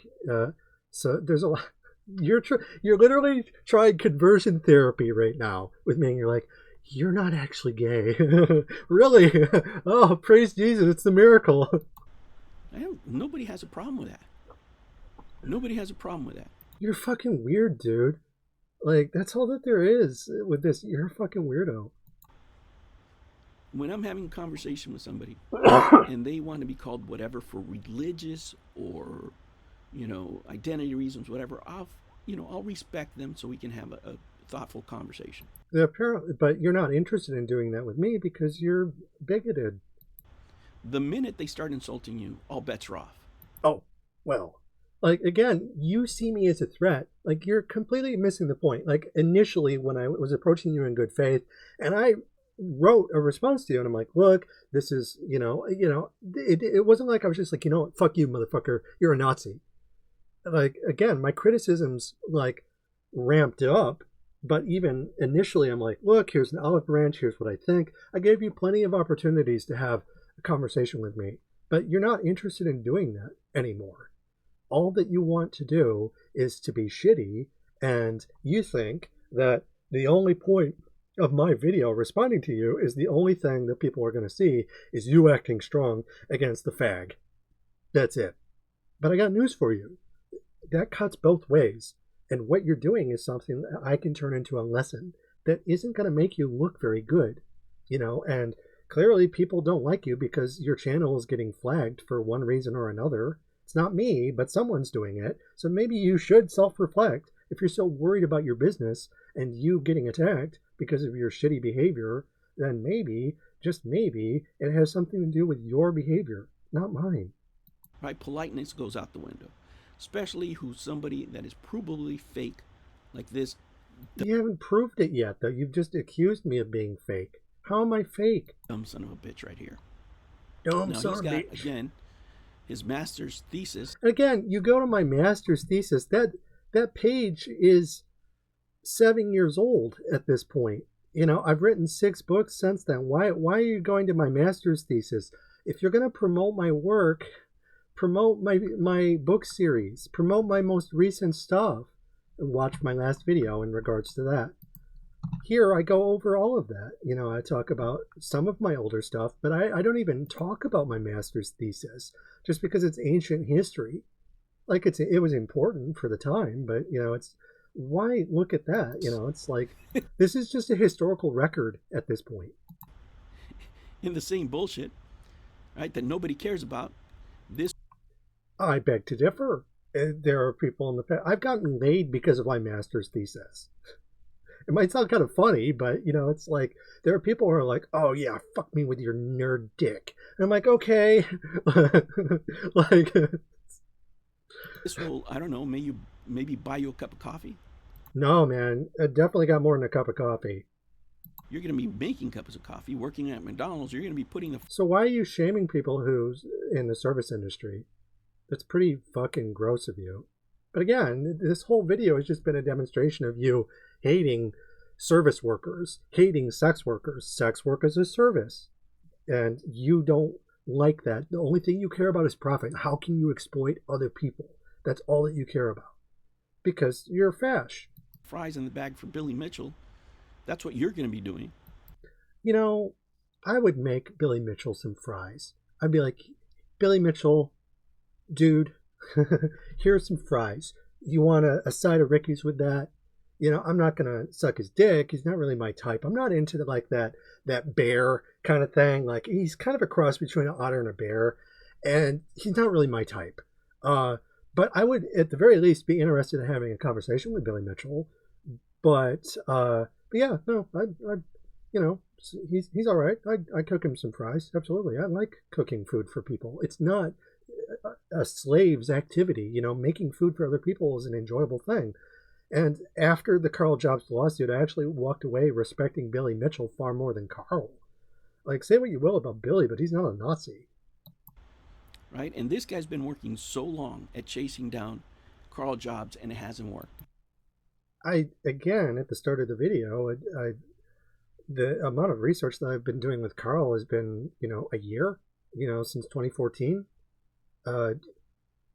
It's been a little bit more than a year. When I wrote the piece that I did talking about Karl, it was partway through April, I think, 2024, maybe early May. So it's been about a year. He hasn't gotten attention. And this, like, I had heard of Karl back in 2018, and I saw the videos between him and Karl. I think maybe there were some early ones that I heard about. I remember watching some in grad school, but I didn't specifically start following his content more actively until 2021, I think, 2020, 2021, thereabouts. And I didn't start really looking into him and researching him until after I wrote my PhD. So I have not been pursuing Karl for that long. He hasn't gotten the things that he wanted. How do you know what I want? Like, seriously, it's enough for me to talk about this stuff and expose Karl through his own arguments. Like, you're a creepy weirdo. It's enough for me to expose you. Like, you're showing everyone your ass right now. Out of social media, so he changes tactics. Because if you look at the pictures he's posted online before and now, there's no difference. He looks the fucking same. He's out here begging for change. Okay. Like, support my work. Any commission money, donation money I make goes towards helping sex workers for my ongoing book series.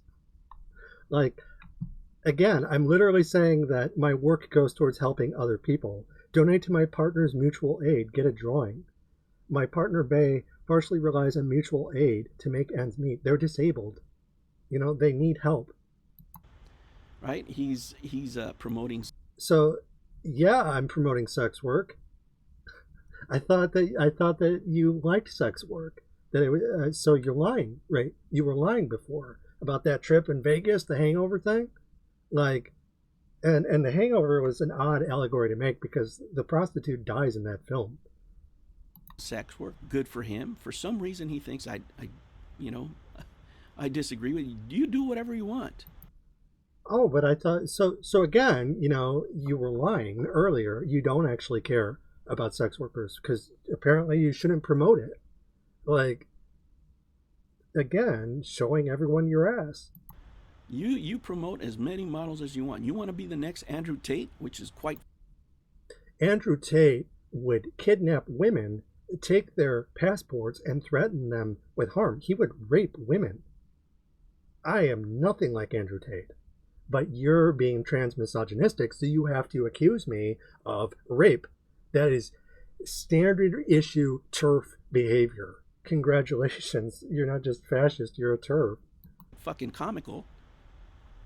Being that you're a communist, right? What does me being communist have to do with endorsing sex work? Sex work, it can exist under communism. It's literally the whole point of my book, you fucking idiot. And you and Andrew Tate engage in the same type of work. Andrew Tate is not a communist. Are you saying that Andrew Tate is a communist? Are you stupid?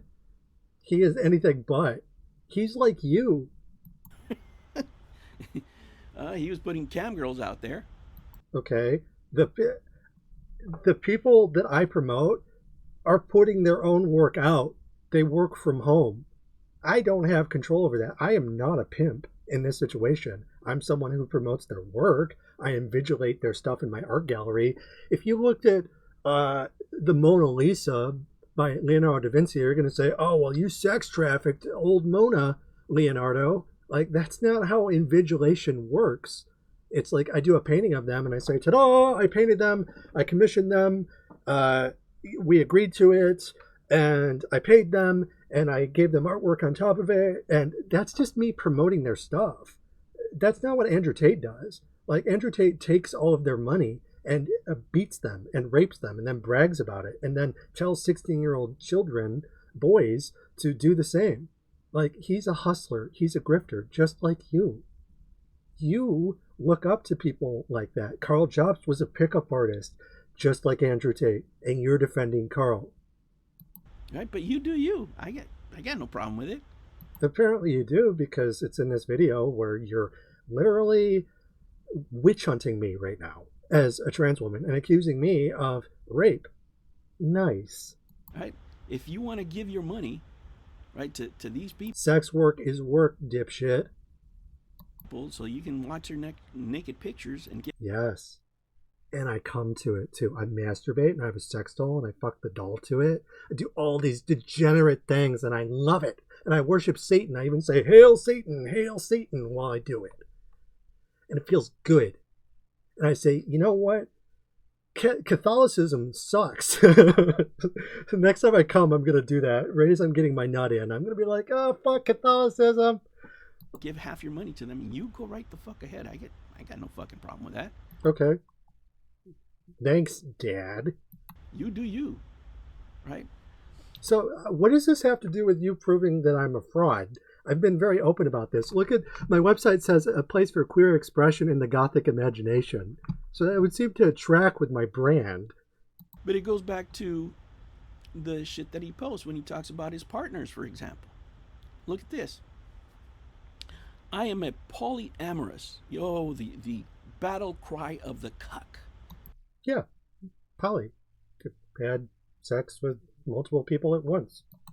The battle cry of the cuck. No. They are. So you're not just against sex workers and poor people and service workers, but you're also against polyamory. You're polyphobic. Are polyamorous. You, sir, just give them half your money and watch. Most of the sex that I've gotten in my life has been for free. Like, obviously, if I'm, a lot of the support that I do for sex workers, you realize why I'm paying them, right?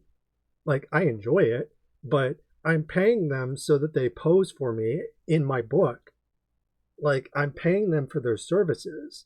But most of my relationships, from my first relationship with Constance and Zool and Jadis and Kuwu and Bay and Crow and Rob, all of these people that I've been with, I got the sex for free, son. They didn't care that I was poor or that I smelled funny. They liked the smell of my armpits if I hadn't showered in a while. They liked it. Like, they liked it a little funky. Like, so I like how he's like, this is your evidence, but this is supposed to be his evidence, right? Like, I prove that you're a fraud because you're polyamorous. That's your proof? Other real men, dominant men, rail them. You're assuming, wait, okay, so that's transphobic, because you're assuming that Bay Ryan is having sex with men, and when point in fact, their other partners are non-binary.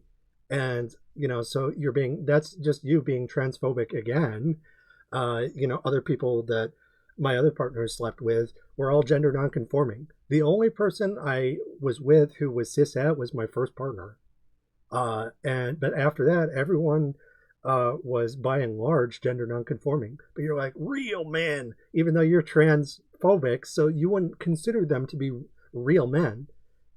Like, so again, it's just like, you're just being sexist right now and transmisogynistic, like, because you're assuming that it has to be like a man-woman kind of thing, and if it's not me doing it, then it must be some other man. That's sexist. Like, and you're just sexist and transphobic. This is not some gotcha moment. Like, you don't know what you're talking about.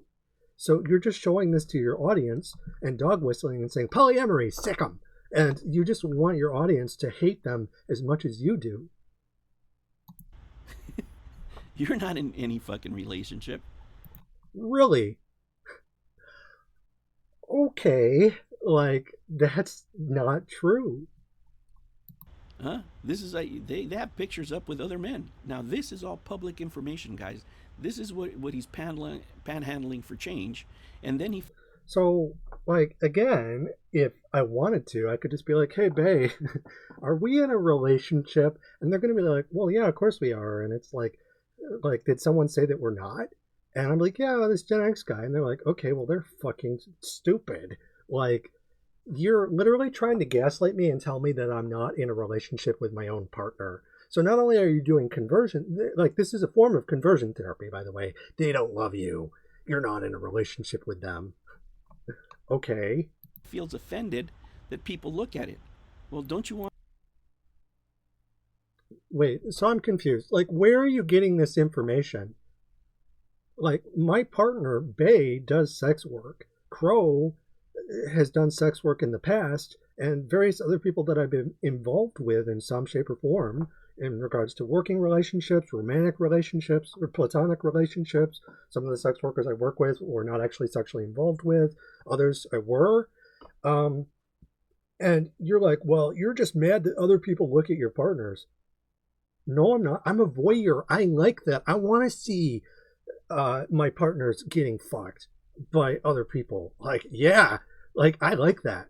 And you're trying to tell me that I don't. So not only is this like conversion therapy, but you're also, it's not kink shaming. Like, you're trying to tell me how I feel about like kink and stuff like that. And it's just not true. Want it looked at so people can support you, you dumb son of a bitch. But every time. Wait, why am I dumb? Because, so you're telling me that I'm dumb. I want people to support me because what? I'm kinky?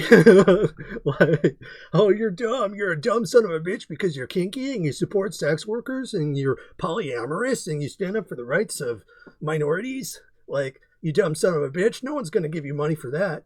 And there is a kernel of truth to that, because the profit motive absolutely doesn't care about any of those things. And you're living proof, Gen X. Every time, this guy is the victim. How am I a victim? Like, what is me? Those are completely unrelated. It's a non sequitur. Me being polyamorous has nothing to do with. Where's the part where I say I'm a victim? So you're equating me being a voyeur with me saying that I'm a victim, but nor am I saying that I'm a victim. I explicitly state throughout my website and my book series that I like that kind of thing. But again, you're trying to gaslight me and convince me that I must secretly hate it because that's how you feel and you're projecting that off onto me. He was a victim of his partner, according to him, because she didn't support him enough for his sexual exploration, this chameleon. Wait, what? Oh, you're talking about Lindsay Wheeler.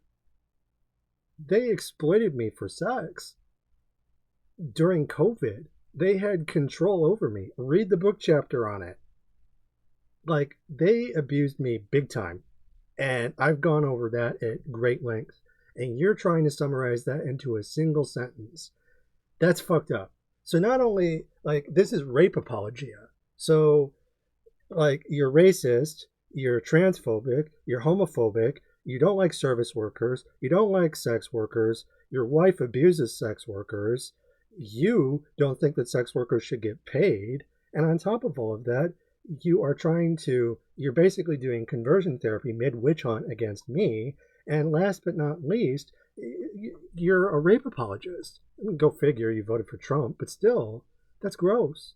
In transition that he has. No, she wanted a real man, right? Because here, he does one of the... Like, yeah, okay. First of all, fuck you. Like, they raped me, okay? And you have access to that information. And you haven't read it. And the only thing that you want to do is antagonize me and bully me. Okay, fine. That hurt. Okay, what you said hurt.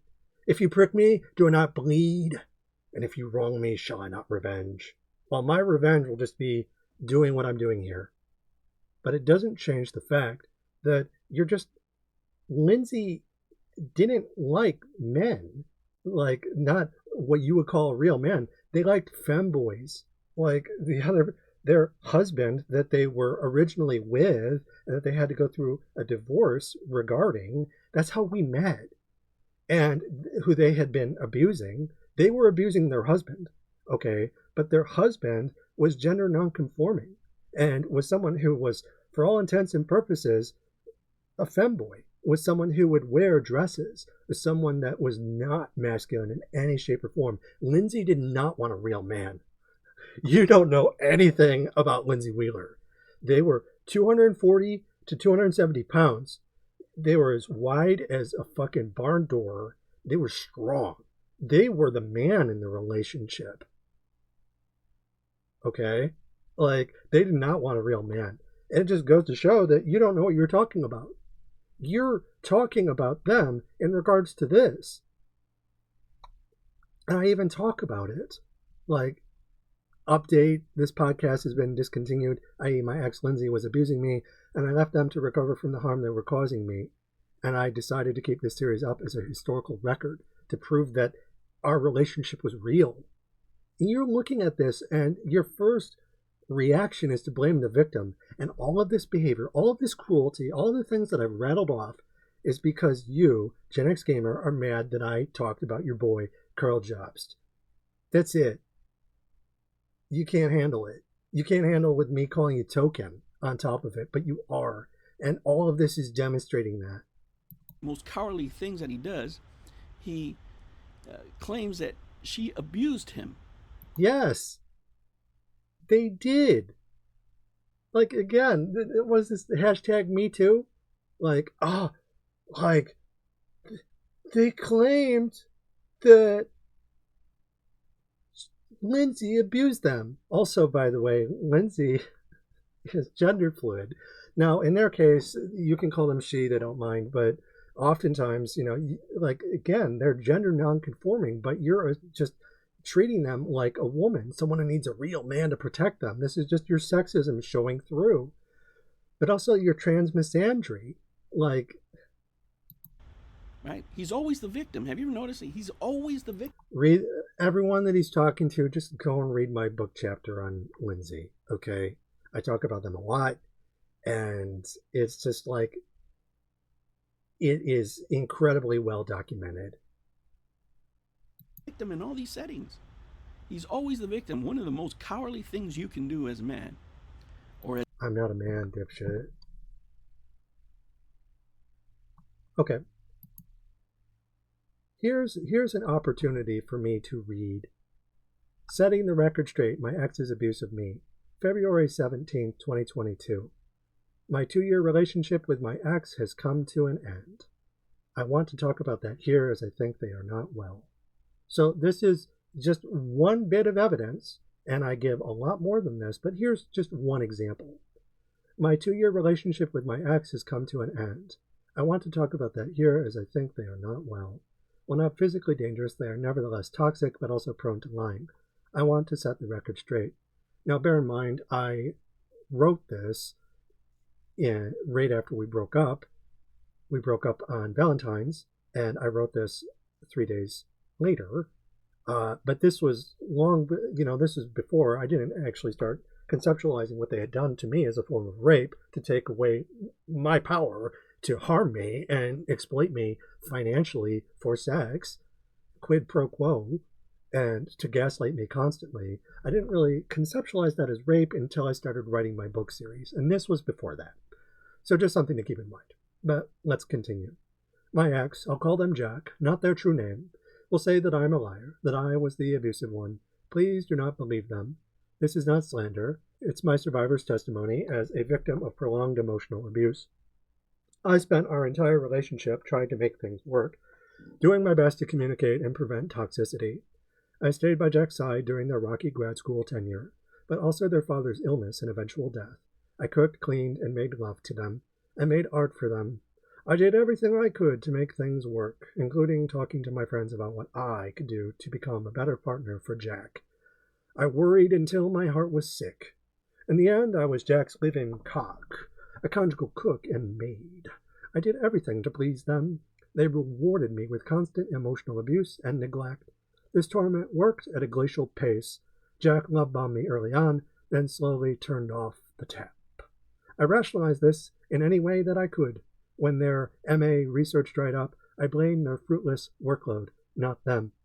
When their ex refused to talk to them, I blamed their lack of closure, not them. When their father died before they could have the fabled heart-to-heart, I blamed their arrested development, not them. Spelling error, it's actually MS. They were in the STEM fields. They weren't in the humanities. Jack had derided me on various past occasions. In particular, they criticized my academic expertise and research on neoliberalism and the Gothic, but refused to read my work. Sound familiar? I was simply wrong in their eyes. No matter how hard I tried, they refused to talk with me at all. Kind of sounds like you, Gen X. While I eventually gave up, I always felt like Jack despised me for my political beliefs from there on out. The walls went up and stayed up, isolating me from them. Jack's isolation was deliberate. They called themselves a private person, one with few friends. To be fair, when we first met, they told me about their friends on FetLife, kinksters they respected for their healthy understanding of BDSM and relationships in general. Jack introduced me to these people, and I rejoiced in that. I liked them. The problem is, I liked these people, but Jack didn't like how I liked them. Jack's friends held a birthday party and invited us to attend. There I found myself feeling attracted to someone at the birthday party.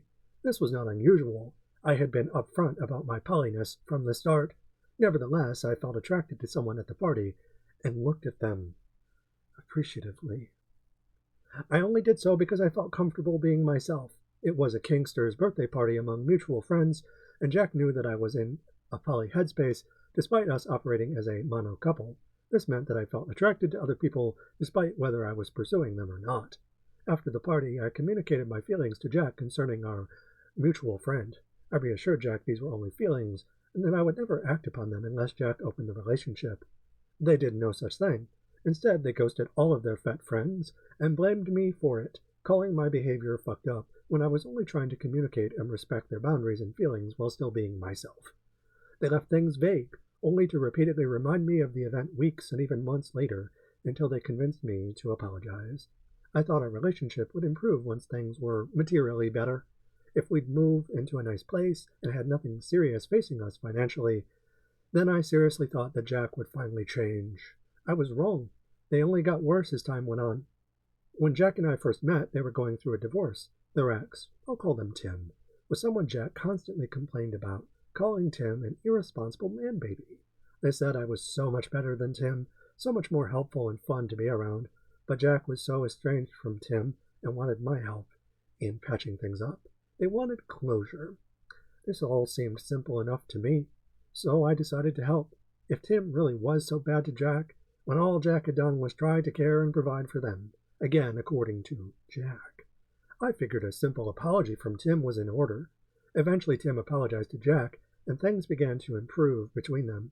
They talked more often, and even signed the marriage dissolution papers. Hell, we even had a threesome. I wanted to help make things better between all three of us. I wanted a polycule. Time passed. Jack and I were preparing to move. Being of a poly mind, I suggested that Tim move in with us. He seemed fun, a totally new person. I asked Jack and they agreed. So I made plans to facilitate Tim's insertion into our new living arrangement. The polycule was becoming a reality. This entire time, though, it never occurred to me that Jack had been lying about Tim. So later, when Jack started accusing me of being irresponsible and a bad person unlike Tim, I asked him for his side of the story. Tim called Jack an abuser, but here we were, all under the same roof. It felt strange because Jack had no excuse for playing these kinds of games, but here they were, playing them anyway. Now that I am away from them, I sincerely believe Jack wanted me gone, thus allowing them to abuse Tim, a person they'd abused in the past, for nearly a decade, with impunity. Recently divorced from Tim, Jack needn't worry about any legal repercussions. Their name was on the lease, they had their father's inheritance, and they could leverage the fact that Tim needed their help against them in any dispute. All they had to do was wear me down. I liken it to Majora's Mask. In that game, the villain, Majora, curses the moon to fly into Hyrule. While the player can return the moon to its original position using a magic song, the residents of Hyrule are still trapped inside a cruel time loop. Faced with their impending doom, they stew in their own fear. The world around them slowly falls apart, not just once, but over and over and over again. It degrades their sense of reality until nothing but madness remains. Majora uses this madness to control the Hyruleans through fear, distorting the very perception of reality. This mind prison is what Link ultimately escapes. The paradox here is the method. He doesn't escape by playing the song and stopping the moon. He escapes by exposing the tyrant controlling the moon to begin with. Like Link, I could not escape by playing the song. Every time Jack threatened me with anger or instant breakup, they were abstracting the consequences of my actions so much that I felt like the floor was eggshells. Any wrong step might send me hurling into the void. I felt the shadow of the falling moon in their words. A glance, a heavy sigh, a tapping of the foot, a laborious roll of the eyes. They had mastered me. I thought love would win out, that Jack would change if only I played the song enough. But as our living conditions improved, my happiness worsened. They began to reject me, doting on Tim instead. I felt trapped. If I confronted them, they would throw the moon at me. If the moon came, I would play the song to save myself, and the whole cycle would repeat. So now I hid from the falling moon and became what they wanted me to be, their little artist boy. I did not please them, but they seemed oddly content with this arrangement. I knew it wouldn't last, but I couldn't say for sure when it would end. Terror was everywhere, and madness reigned within me. After another fight with Jack, our first in our new home, they left me alone and crying by myself. No matter how hard I pleaded, they left me alone, telling me they were protecting themselves from me. They rebuffed my pleas for group communication, to have Tim, they, and I talk things out like a polycule should. They deliberately left me to stew in my own fear. I knew it was intentional because they had all the agency in this relationship. They controlled the money and called all the shots. Hell, they wouldn't let me choose the place where we bought groceries in the end. Originally, when we were poor, they let me budget things, but once they had total control over their father's inheritance, they took that control away from me. They had left me crying and alone before. This time I talked to my mother, who said they would welcome me home. I did not have to stay with Jack purely because they paid the rent. This gave me hope. Over time, I talked to my friends, who had become increasingly worried about me. They didn't want to hurt my feelings, but they told me my relationship wasn't healthy, and furthermore that Jack wasn't going to change. They showed me Jack's prison as gently as they could. With that, I suddenly saw the weapon Jack was using against me. The moon. Abstract threats of extreme violence tied to my material surroundings. It was so big, so preposterously massive and absurd, that I had never honestly considered it before. My partner was a tyrant, a monster who was controlling me through fear. They weren't repeatedly hurting me by accident. They were doing it on purpose. So I hatched a scheme. I made plans to escape. I would lure the moon, but this time I would not stop it. I talked with several friends the day of. I told them I would talk to Jack soon about their abuse, as I had never done it before. I soon got my chance. Jack invited me to go for a walk. I joined them but stayed silent. I wanted to confront them at home, but also to enjoy this one last moment together. We walked past a floofy orange cat lounging on the hood of a car. It deigned to climb down and proceeded to roll around on the ground in front of us. Jack smiled and stroked the animal's fur, as did I.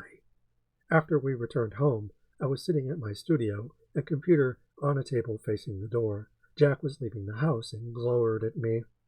They were clearly bothered, so I asked them if they were okay. They said they were fine and asked me if I was. I hesitated and realized my time had come. I would summon the moon. I would invoke Jack's wrath. All it took was telling them I was increasingly unhappy. When they impatiently demanded why, I said it was because of their behavior. They had become increasingly controlling and unapologetic, so when I asked them to account for this and apologize, they refused. When they refused, I called their behavior abusive for the first time. This angered Jack, who told me that if I thought they were abusive, that I should call my folks to come and get me. When I took things a step further and told Jack that I had been talking to my friends, I mentioned that one of them had asked, "What does Jack love about you? I don't mean to be rude, but I really can't tell." This did the trick, or rather, it confirmed my suspicions that Jack wanted me gone. Rather than apologize for anything, they dumped me on the spot. Then, when I was sobbing in literal fear of them, the moon had fallen and I was doomed. Jack left me to my fate. They shut the door and went to get Tim from work. In my sorry state, sobbing and blubbering by myself, I shakily spoke to my friends and told them what had happened. They helped me form a plan to leave as soon as I could, and when Jack returned with Tim in tow, my friends stayed on the line as I asked Jack to account for their actions. If I was really so wrong as Jack insisted, let them prove me wrong in front of my friends. Jack did nothing of the kind, hiding behind the dining room wall. When I summoned Jack, they hid, but when I came to them, they verbally attacked me. They accused me of acting really fucked up and being the real abuser. Again, sound familiar, Gen X? That Tim was a good person and that I wasn't, that I was just putting on a show to weaponize my friends against Jack. So I offered Jack a way out. Take me away from here. To my surprise, they agreed. Over the next hour, I packed all of my things into Jack's car. I then made them promise not to hurt Tim. Repeat after me. Don't hurt Tim, I said, which they reluctantly did. Once on the road, I spent the next 17 hours sitting in silence. I tried to break the ice several times. I even packed sandwiches and drinks for us both, but Jack was stoic and cold. Their appetite for me was well and truly extinguished. Arriving at our destination, I began to unpack. After hauling my things onto the porch, I returned to Jack, gave them their copy of our lease agreement and my copy of the keys. It felt like I was turning in my badge and leaving my cubicle, but even this made me sad. When I asked if we could stay in touch, they started to sob and told me, not after what you did. You didn't just burn that bridge, you nuked it from orbit. Then they drove away. I did not curse them. I smiled at them sadly and waved goodbye. So, that is a taste of Lindsay, aka Jadis. And if you're wondering, Jadis is a reference to the evil queen from The Magician's Nephew. But this person is insisting that I'm the villain. As a person, right, is after a relationship, only blame the other person and do it publicly with their name right on there. Yeah, they abused me, big time. And that thing that I read you was only the beginning. If you go and read my book, I talk about it at length. In fact, I'll do you one better.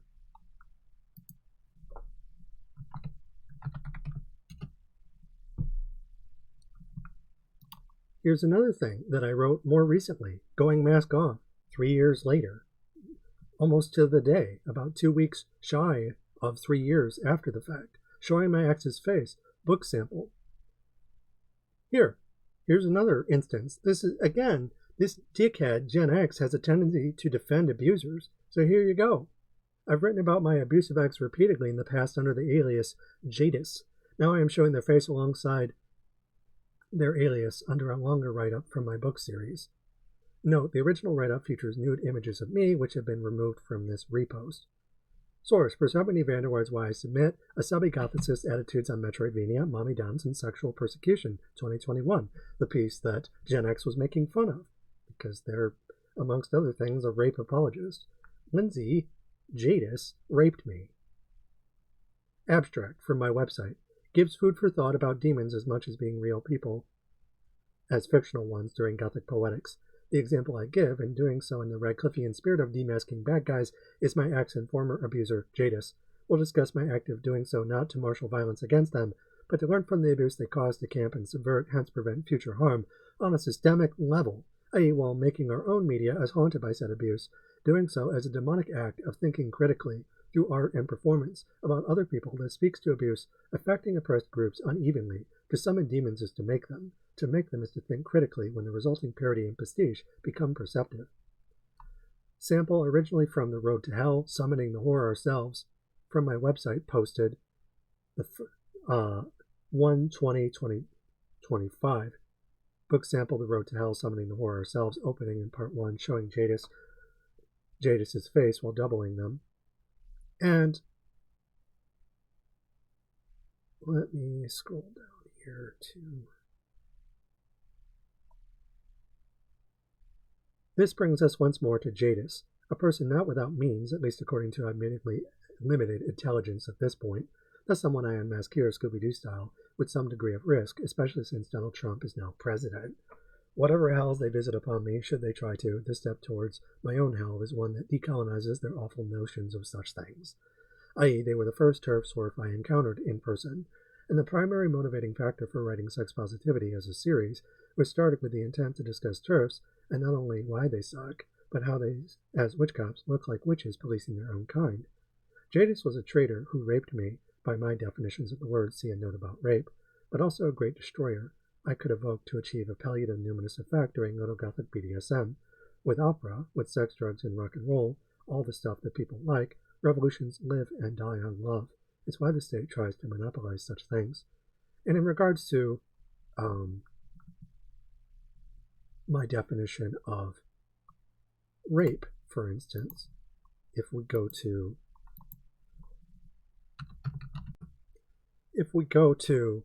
this piece where I talk about Little Gothic BDSM, and we scroll down to the different definitions that I have,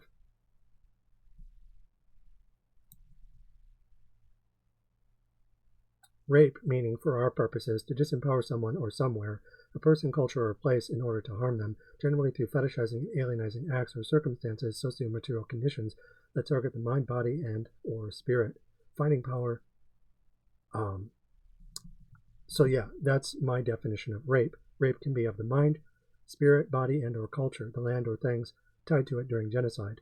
It can be individual and or on a mass scale, either type commissioned by a great destroyer, a Gothic drove of abuse of the worst unimaginable sort, rarefying as a person on stage. Of some kind or another as abstracting unspeakable abuse.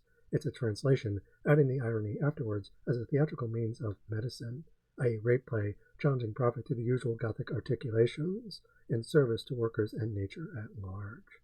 So this is the kind of thing where I'm like, look, this is an instance of Lindsay was someone who had total financial control over my life. And they used that to get sex out of me in the middle of COVID by controlling every aspect of my life, by abusing me emotionally nonstop. Quid pro quo. And they didn't just abuse me for my sexual labor, but also for cooking and cleaning for them, to helping them deal with their dead father. And their father was a hoarder, and I had to sort through 30 years worth of garbage after he died. And, a lot of that, I did it, I was a good partner, but at the same time, it was coercive. Like, everything they did was abusive.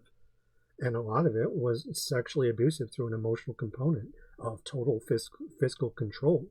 That's not rape. What is? And it's not just holding someone down and taking them by force. There are different ways that you can force someone to have sex with you.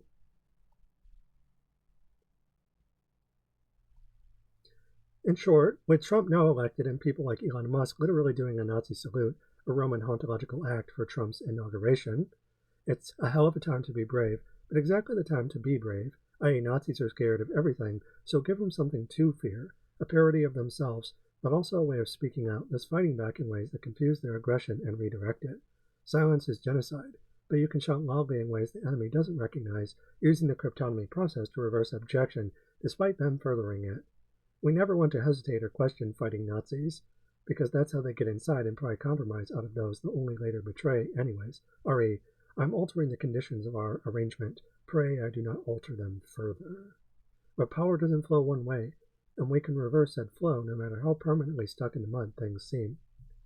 So, yeah, that's just a basic, there's more that I write about them, but that's a taste, where I call them out repeatedly. And Gen X is literally like, oh, you can't do that. You're calling them out. How dare you? This is rape apologia, along with all the other things that he's done when attacking me in this video. What a fucking coward. Well, I'm a coward for calling my abuser out. Again, you're treating Lindsay like they're this little harmless wallflower. Lindsay was an abuser. And they were big and strong. They were bigger and stronger than you.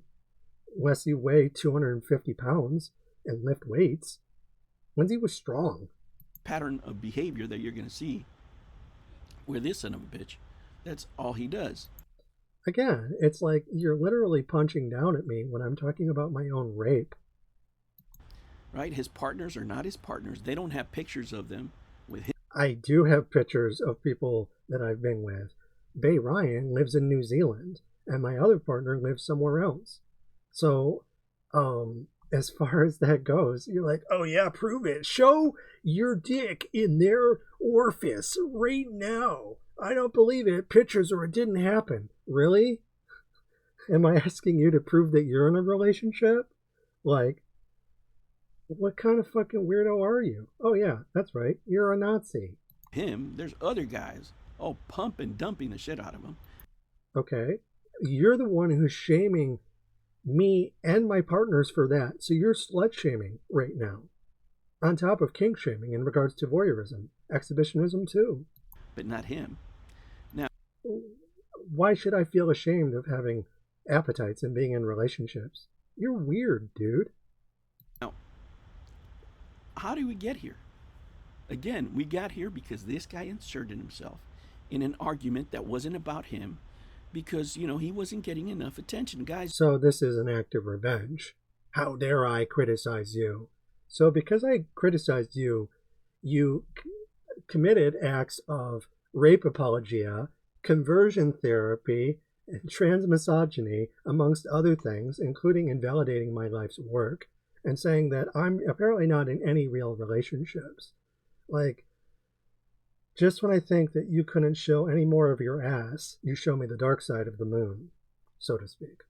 You need to give this guy attention. He's been working at this for years. Gen X can't come over here and talk about the same thing and get more views than him. Well, maybe if he didn't make these long-ass videos that nobody gives a shit about, maybe it would fucking help, but let's go. Furthermore, listen to Gen X gamers call out to me, such as it is. It's not by name, of course, but if you It's not by name, of course, but now you know. Into consideration. Okay. Congratulations, you're putting your money where your mouth is. It doesn't change the fact that you're token and that you've basically shown every aspect of bigotry that there is. It's not by name, of course, but now I want to make videos on somebody and crush the shit out of them. You haven't crushed anything. You've just shown that you're a coward and a hateful person. That's it. And leave them fucking crying on the internet. I do it. Okay, you're a bully. Congratulations. Now you know, right? Because now you're fucking crying on the internet, you stupid bitch. So, you are attacking me for having been raped by someone, and you're attacking me for speaking out about my abuse, and the only thing that you can say, you're not, this again is might makes right, because you haven't actually addressed any of my arguments. You're just attacking me for being different than you. I'm degenerate. I'm false because of my identity. That's it. And a priori, there's no engagement with any of my arguments, and you're just accusing me of being weak, but you're strong, and you're going to show me what a real man is like. Bitch, please. I wouldn't touch you with a 10-foot pole. The fact that I'm actively calling out Karl Jobst for being racist, and you listen to what Gen X Gamer is going to say, it's pretty obvious that's who he's talking about. I can't prove it beyond a shadow of a doubt insofar as, oh, hey, he didn't say my name out and out. Yeah, I didn't say your name because it wasn't about you. It was people attacking my channel. It was about the commenters, and I was looking at their profiles. And to a T, they were all cucks like you. Okay, so you have enemies. Surprise, surprise. Right? All white, liberal men that I'm not liberal, and I'm not a man. were trying to educate me, the son of refugees. I'm the son of a refugee. About race. Well, daughter, technically, but, you know, I am the offspring of refugees on both sides of my family tree. When I'm talking about business. And tell you your business, faggot. That's what you're doing right now. how I handle my business. And why it isn't a good idea to sue somebody, to talk about somebody that's telling you that they're going to sue you. It was a warning to the behavior that they were exhibiting. So I don't believe you, like, and, you know, honestly, it's like with you going mask off like this, I was right. You've done nothing but prove me right. I call you fascist, and you turn right back around and you act fascist. So I was right. And why I didn't do it has nothing to do with protecting Karl Jobst. Are you kidding? It absolutely has everything to do with you protecting Karl Jobst. You're his little step and fetch it. Now, this is your grift. You need to be inserted in conversation. Grifting is where you say things that aren't true and make money. It's through bigotry. That's literally the opposite of what I'm doing. It's like this, because this is what you do. This is how you rile up support. Look, my dude, like, if you have other people that don't like what you're saying, it's not my fault, but you're scapegoating me. And not only you're scapegoating me, but you're bullying me. There's the rape apologia, and there's attacking sex workers. Like, this is just confirming my points. I'm like, this person is bigoted and they attack sex workers. And they're like, how dare you say that I attack sex workers? And by the way, you shouldn't pay sex workers money. Like, good one. Inserting yourself in shit that doesn't belong to you. Well, now you're in it. Doesn't belong to you? What are you talking about? This is a public forum. You are a public figure. I can talk about you all the live long day. And all you've done is prove to me that you're a bigot. That's it. This isn't some kind of victory on your part. You're just going mask off, which is good. That's what I want. I want people to see you for who you really are. You stupid son of a bitch, and everybody knows what a piece of shit, non-showering cuck you are. You know, if someone doesn't like me because I forgot to take a shower, or even if I just didn't shower on purpose, and they are like, you know what? You're not human. I wouldn't want to be with them anyways. Now, let's reveal this fucking fraud. Oh, no. Once and for all. This fucking... I'm an erotic artist. You don't say. Like, even though the website you've been showing people is literally dedicated to me being an erotic artist. Okay. Idiot. This communist wants money. I want money? You mean because I live in a capitalist world and that if I don't have money that I starve? Wow. Hey, I called this earlier in the video. What a surprise. Right? What is this thing with communists? They always end up with money. They're all about the people. But at the end of the day...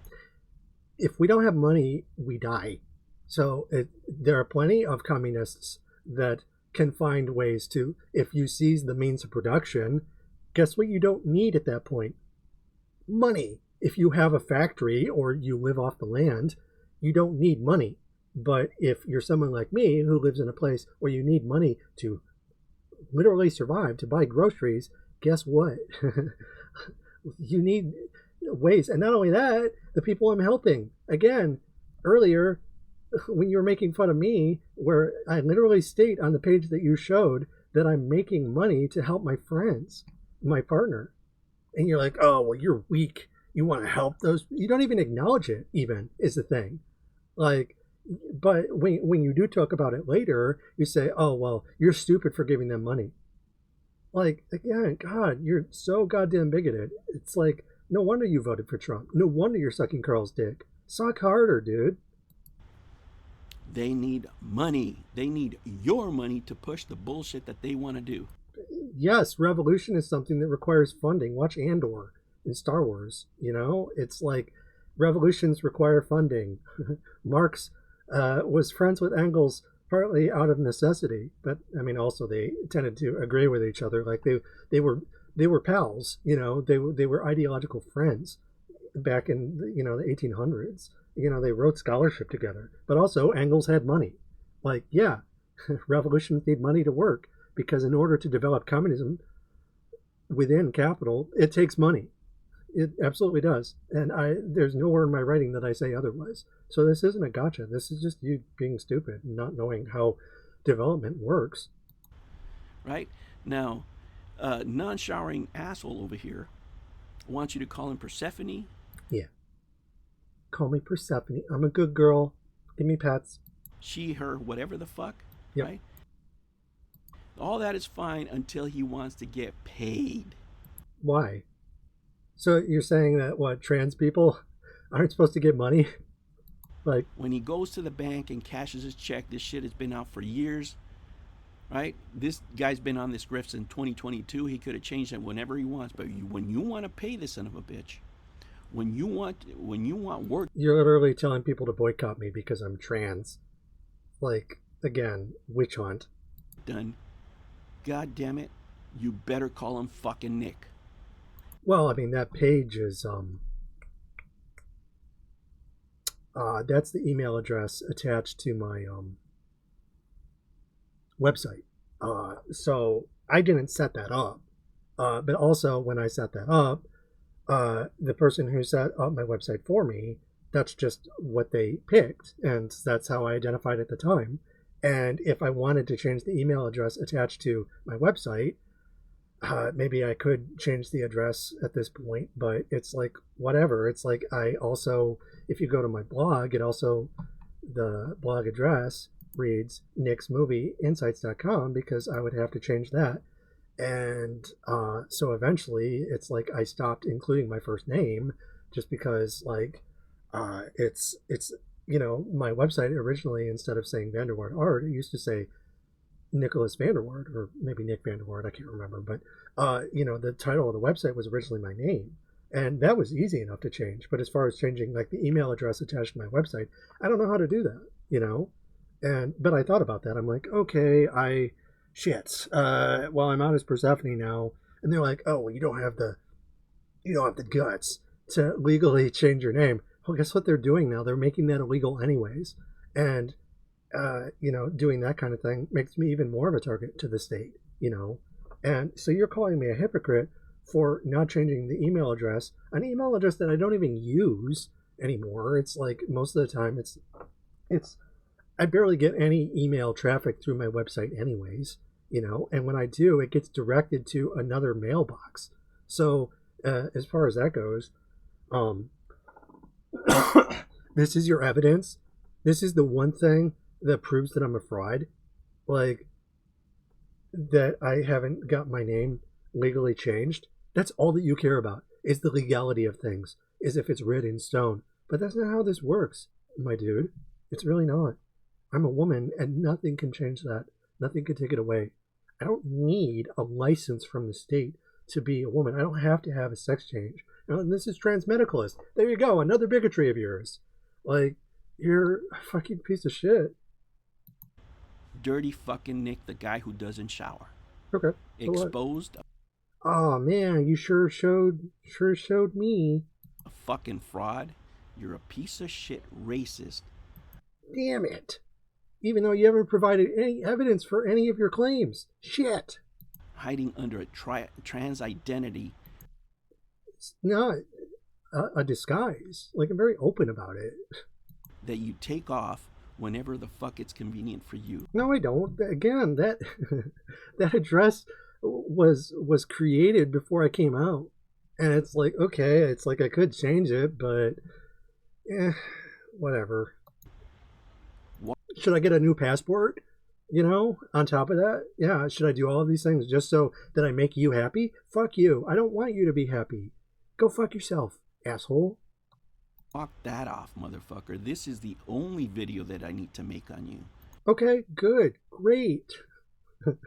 Because, I mean, I can't imagine, unless you start calling for my blood at this point, what else do you have up that sleeve of yours in terms of bigotry? Because you've truly run the gamut at this point. You're a piece of shit racist. Bigger than Karl Jobst. And really? Okay, if you say so. If Karl Jobst ever sues the shit out of you and wants me to Karl's not going to sue me, because then all the information surrounding him is going to come to light. And it already has, is the point. Like, Karl doesn't want any of this, okay? But you're literally trying to find someone to prosecute your war against me. Like, that's standard issue Fash tactics. Testify, I got no fucking problem. Oh, man. You testifying against me when you argue so effectively with so much evidence? Even though you haven't proved a goddamn thing, except that you're a giant bigot in a variety of ways. That you don't like sex workers, that you don't like trans people, that you're a rape apologist, that you're into conversion therapy, transmedicalist, on top of being a token racist person who voted for Trump. And wants to marry Karl Jobst and have his children. Like, okay, dude. Because there is no fucking way that a bigger racist than Karl Jobst is gonna fucking win in court. Like, again, you can't sue someone for being like a bigot. Like, it's free speech. It's if you walk up to someone and you call them a slur, as much as I wish that there were more consequences for people being racist.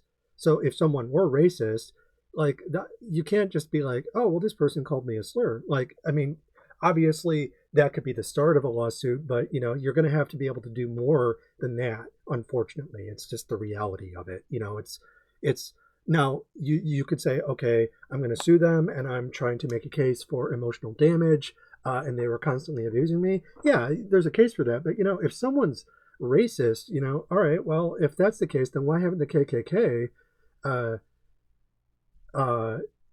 been defeated in a court of law? And why haven't neo-Nazis been defeated in a court of law? Why is there a racist president in the White House right now? I mean, all presidents are racist, but you know what I mean. Why is Donald Trump, someone who's openly racist, and just an all-around bigot, someone who, by the way, doesn't like Catholics or Hispanic people? Like, it's like this kind of thing. It's like, but furthermore, it's like, you're like, well, if Karl Jobst is racist, but you're even more racist, so it's like you're gonna out racist him. And I'm like, your understanding of the law is kind of whack. It's like, okay, if I was being sued by Karl, what is he gonna sue me for? Seriously, it's like all I've done is talk about how Karl has said and done things that he has acknowledged himself as having said. And I can weigh in on them. And in my professional opinion, as someone who researches this stuff and writes about it, it is racist. According to other people, according to LUS, who's a lawyer, who's an Asian lawyer, as you pointed out, who's also gender nonconforming like me. They said that it's racist too. Is Karl Jobst going to sue them? So that's not why they would be suing them. You know it. You and I both know it. It's, you want him to sue me because I'm trans. And that's just an excuse. It's called a false flag. Another fascist tactic. Fuck you. I'm done. Alrighty. You've given me more than enough to talk about at this point. Yeah, you're a creepy weirdo. And that's all there is to it. You're just a token Nazi. And yeah. So this is another lesson, kids. Don't be like Gen X. He's not doing anyone any favors. All he's doing is protecting Karl Jobst. And the sad reality is he's protecting people who don't care about him at all. You're just fodder for Karl. I hope you realize that, right? Like, in any event, that's the video. Sorry it took so long, but I wanted to cover this in its entirety. I can't imagine doing another video about Gen X Gamer unless, again, he's actively calling for violence against me or something like that. Then whatever, then obviously I'll take that as it comes. But otherwise, unless there's like some weird bigotry that he, if he's acting Orientalist, for instance, or Islamophobic, then I might do a video about that. But that is one type of bigotry that didn't come up specifically in this video. I'll give Gen X that, but yeah, short of some new development like that, I don't plan on doing another video about Gen X, just because at this point they're just advocating for violence against me. And I'm fine with talking about that once in regards to him being anti-sex work, him being anti-trans, etc. Here's an example of him just being openly hostile against me. But, I don't have to do another video because he ran the circuit and he did basically all the bigotries that apply to me specifically. So, yeah, that's the video about Gen X. And, thanks for watching. If you have, I hope that you learned something. In any event, don't watch his content if he's going to be like this, because, there are other people that you can watch. Watch LUS instead. Watch, anyone else who talks about Karl Jobst other than Gen X, because they're bigoted. And, you know, I have no doubt that people will still watch his videos because bigoted people exist. But at the same time, for those of you who might be swayed by the fact that, look, he's being really, really bigoted, you know, that's good enough for me. And it's not even about stopping an individual person like Gen X. These are lessons that can be used to teach people about fascism more broadly. That's what I care about. I don't care about stopping Gen X. It's like, whatever. Get over yourself, dude. I care about educating people about fascism, and Gen X just happens to be a really good example of that. So yeah, in any event, you know, like, share, and subscribe if you like my stuff. Leave a comment if you want. I respond to that kind of stuff. And until next time, thanks for watching.